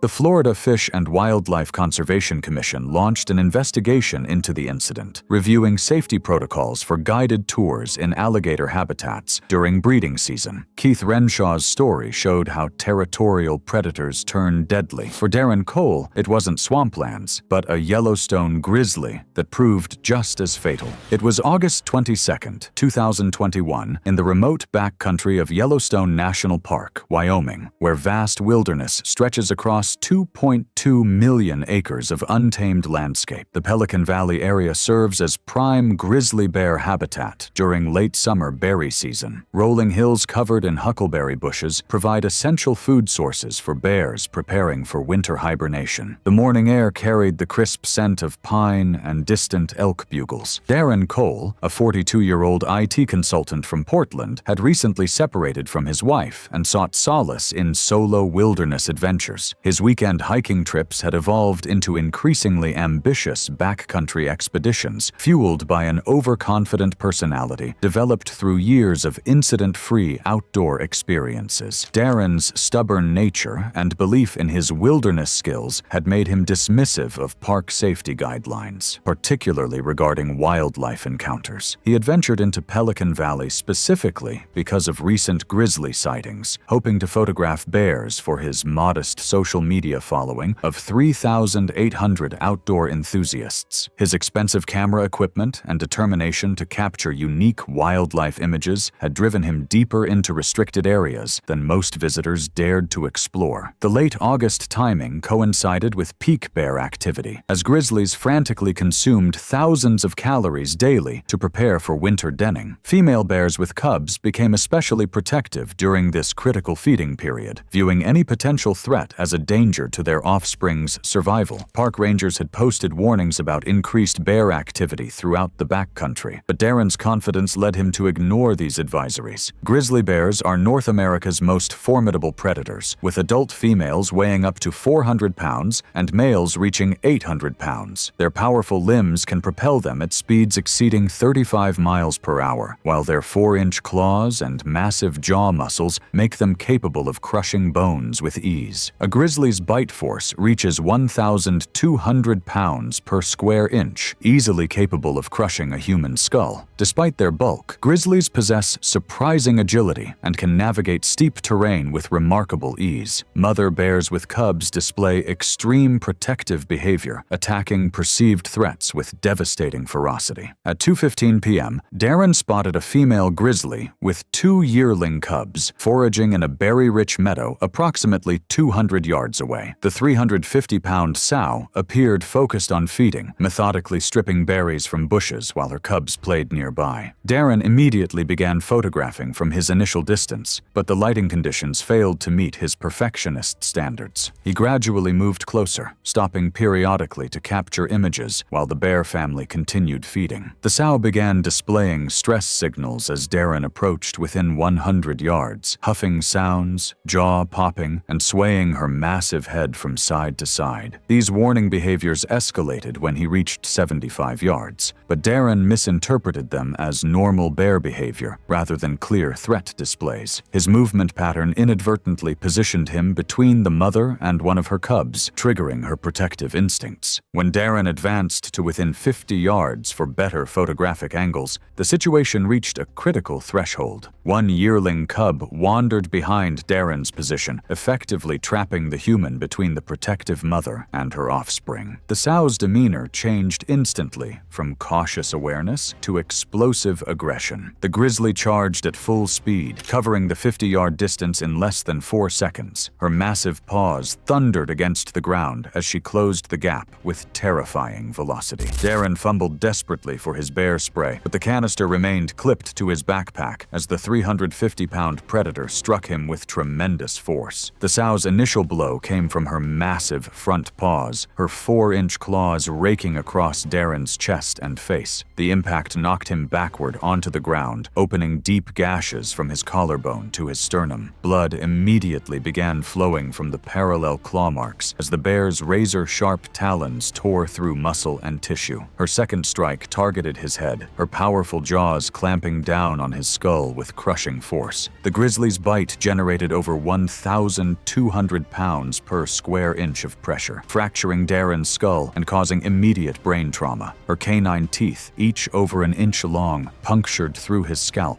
and penetrated the bone beneath. She shook him violently, the motion causing additional fractures to his cervical vertebrae and severe damage to his brain stem. The mauling continued for approximately 90 seconds as the protective mother ensured the threat to her cubs was completely eliminated. She struck repeatedly with her claws, opening his abdomen and exposing internal organs, while her powerful jaws delivered crushing bites to his torso and limbs. When Darren's movements ceased, the sow delivered one final bite to his neck before retreating to gather her cubs. Darren died from massive head trauma and blood loss within minutes of the attack's conclusion. The combination of skull fractures, brain damage, and severe hemorrhaging from multiple wounds proved immediately fatal. His body was discovered 4 hours later by park rangers. Yellowstone National Park officials launched an investigation into the incident, reviewing Darren's hiking permits and circumstances leading to the encounter. Darren Cole's story showed how protective instincts turn deadly when humans venture too close. For Shelby Grant, it wasn't mountain wilderness, but California's apex ocean predator that proved equally fatal. It was October 5th, 2022, off the rugged coastline of Año Nuevo State Park, California, where the Pacific Ocean meets dramatic cliffs and rocky outcroppings. This remote stretch of coast serves as critical habitat for elephant seals and harbor seals during breeding season. The area's abundant marine life creates a natural feeding ground that attracts some of the ocean's most formidable predators. Cold currents bring nutrient-rich waters close to shore, supporting massive populations of fish, seals, and sea lions. Shelby Grant, a 26-year-old graduate student in marine biology at UC Santa Barbara, was conducting independent research on great white shark behavior patterns for her doctoral thesis. Her academic confidence had convinced her that she could predict shark actions better than recreational surfers. Shelby's passionate but reckless personality often led her to take unnecessary risks that other researchers avoided. Her competitive drive to publish groundbreaking research had brought her to Año Nuevo specifically because of recent great white sightings. She maintained a modest social media presence of 4,500 followers, documenting her marine research adventures. The area was experiencing a significant boom in seal populations, which naturally attracted large predatory sharks. Recent reports from California Department of Fish and Wildlife had documented increased great white activity along this coastline, with several confirmed sightings of sharks exceeding 15 feet in length. Local surf shops had posted warnings about elevated shark presence, but Shelby's academic background made her believe she possessed superior understanding of shark behavior. Great white sharks are the ocean's apex predators, capable of reaching lengths over 20 feet and weights exceeding 5,000 pounds. Their powerful tails can propel them through water at speeds up to 35 miles per hour, while their ability to launch themselves completely out of the water demonstrates incredible power. A great white's mouth contains up to 300 serrated teeth arranged in multiple rows, each designed to slice through flesh and bone with devastating efficiency. Their bite force can exceed 4,000 pounds per square inch, easily capable of severing human limbs. Great whites typically employ ambush tactics, attacking from below with explosive speed. At 11:30 a.m., Shelby paddled her surfboard to a position approximately 200 yards from shore, where water depth reached 40 feet. When she spotted a large dorsal fin cutting through the water 50 feet away, Shelby immediately recognized it as belonging to a massive great white shark. Rather than paddling to shore, she pulled out her waterproof camera and began filming the encounter. The 16-foot shark began circling her position in increasingly tight patterns, displaying typical investigative behavior. Shelby remained motionless on her surfboard, believing her knowledge would keep her safe. The great white's circles grew progressively smaller, bringing the massive predator within 20 feet of her position. Without warning, the massive great white launched its attack from directly below. The shark's explosive vertical assault lifted both Shelby and her board partially out of the water as its enormous jaws clamped down on her left leg and the surfboard's edge simultaneously. The impact generated tremendous force as 300 razor-sharp teeth sliced through her femur, completely severing her leg at mid-thigh level. The initial bite caused catastrophic trauma as the shark's serrated teeth cut through bone, muscle, and major blood vessels with surgical precision. Her femoral artery was completely severed, causing immediate massive hemorrhaging that turned the surrounding water crimson. The shark's 4,000 psi bite force crushed her femur into multiple fragments, while its teeth created deep lacerations extending from her hip to her knee. Following typical great white behavior, the shark immediately released Shelby and disappeared beneath the surface. This bite and release pattern occurs when sharks realize humans are not their preferred prey, but the damage was already catastrophic. Shelby remained conscious but in severe shock from the massive trauma and blood loss. Despite her devastating injuries, Shelby managed to climb back onto her damaged surfboard and began paddling desperately toward shore. Blood poured continuously from the severed femoral artery, creating an expanding red trail in the water. Her weakened condition made progress extremely slow. Other surfers spotted her distress from approximately 100 yards away and immediately began paddling to assist. However, Shelby had already lost massive amounts of blood during the critical minutes following the attack. She collapsed from her surfboard just 75 yards from shore, her strength completely depleted. The responding surfers reached her within 2 minutes and immediately began applying pressure to the massive wound while supporting her in the water. They rushed her toward shore while attempting to stem the hemorrhaging, but the severed femoral artery had already caused irreversible blood loss. Emergency medical personnel met them at the shoreline and began advanced trauma procedures, but Shelby had lost too much blood. She died on the beach from hemorrhagic shock, approximately 15 minutes after the initial attack. Shelby's family released a statement honoring her dedication to marine conservation. Shelby Grant's story showed how even expert knowledge cannot guarantee safety with apex predators. For Wesley Boone, it wasn't ocean depths, but one of humanity's closest relatives that proved equally unpredictable. It was January 12, 2023, at the Kibale Chimpanzee Rescue Sanctuary in the dense rainforests of western Uganda, where towering mahogany trees create a natural canopy over 30 acres of protected habitat. The facility serves as a rehabilitation center for chimpanzees rescued from illegal pet trade and bushmeat hunting. Morning mist hung heavy in the humid air as hooting calls echoed through the forest corridors. The sanctuary housed 47 rescued chimpanzees, many displaying behavioral issues from their traumatic captivity experiences. Wesley Boone, a 31-year-old veterinary student from Vancouver, had taken a gap year to gain hands-on experience with exotic animals. His compassionate but naive personality led him to anthropomorphize the chimpanzees, treating them more like intelligent humans than wild animals capable of extreme violence. Wesley's inexperience with primate behavior, combined with his overconfidence in animal handling skills, created a dangerous combination. He had been volunteering at the sanctuary for 3 months, documenting his experiences for his modest Instagram following of 3,200 followers. His desire to capture compelling content had driven him to seek increasingly close interactions, despite strict facility protocols prohibiting direct contact. The sanctuary's most challenging resident was Caesar, a 150-pound adult male chimpanzee rescued from illegal captivity 2 years earlier. Caesar had been kept as a pet until he became too aggressive for his captors to handle. His history of abuse had left him with severe behavioral problems, including sudden violent outbursts triggered by direct eye contact, perceived challenges to his dominance, or unexpected movements. Staff members had repeatedly warned volunteers about Caesar's unpredictable nature and the strict protocols requiring barriers between humans and adult males. Chimpanzees are humanity's closest living relatives, sharing 98% of human DNA, but they possess physical capabilities that far exceed human strength and aggression. Adult male chimpanzees can weigh up to 200 pounds and possess arm strength 5 times greater than humans. Their canine teeth can reach lengths of 2 inches, designed for tearing flesh and establishing dominance through violence. Even hand-raised chimps retain their capacity for explosive violence, with attacks often targeting faces, hands, and genitals to inflict maximum damage. Their incredible grip strength can crush bones, while their speed makes escape nearly impossible. At 2:45 p.m., Wesley made the fatal decision to enter Caesar's enclosure while the large male appeared to be resting peacefully. He had observed Caesar for weeks and believed he understood the chimp's behavioral patterns well enough to predict safe interaction opportunities. Wesley quietly slipped through the enclosure gate, his phone ready to capture what he hoped would be an impressive selfie demonstrating his bond with the rescued primate. Caesar initially remained motionless as Wesley approached, sitting approximately 20 feet away near the back wall. The chimp's relaxed posture gave Wesley false confidence that the interaction would remain peaceful. As Wesley raised his phone and moved closer for the perfect shot, he made direct eye contact with Caesar while extending the device toward both of them. The eye contact triggered Caesar's aggressive response instantly. In chimpanzee social hierarchy, direct staring represents a challenge to dominance that demands violent retaliation. Caesar's hair stood on end as he bared his massive canine teeth and emitted a threatening scream. The attack began with explosive speed as Caesar charged across the enclosure, covering the distance in less than 3 seconds. His powerful arms grabbed Wesley's face with crushing force, his fingers digging into the soft tissue around his eyes and cheeks. Caesar's incredible grip strength immediately began crushing the delicate bones of Wesley's facial structure. Caesar's 2-inch canine teeth tore into Wesley's throat with surgical precision, puncturing his trachea and severing his carotid artery in one devastating bite. Blood immediately began pouring from the massive wound as Wesley's airway filled with fluid, preventing him from screaming. The chimp's powerful jaws maintained their grip on his throat while his hands continued crushing Wesley's face and skull. The frenzied assault continued as Caesar bit off 2 of Wesley's fingers and tore away large sections of his scalp and left ear. The chimp's attacks were rapid and brutal, targeting the most vulnerable areas with devastating efficiency.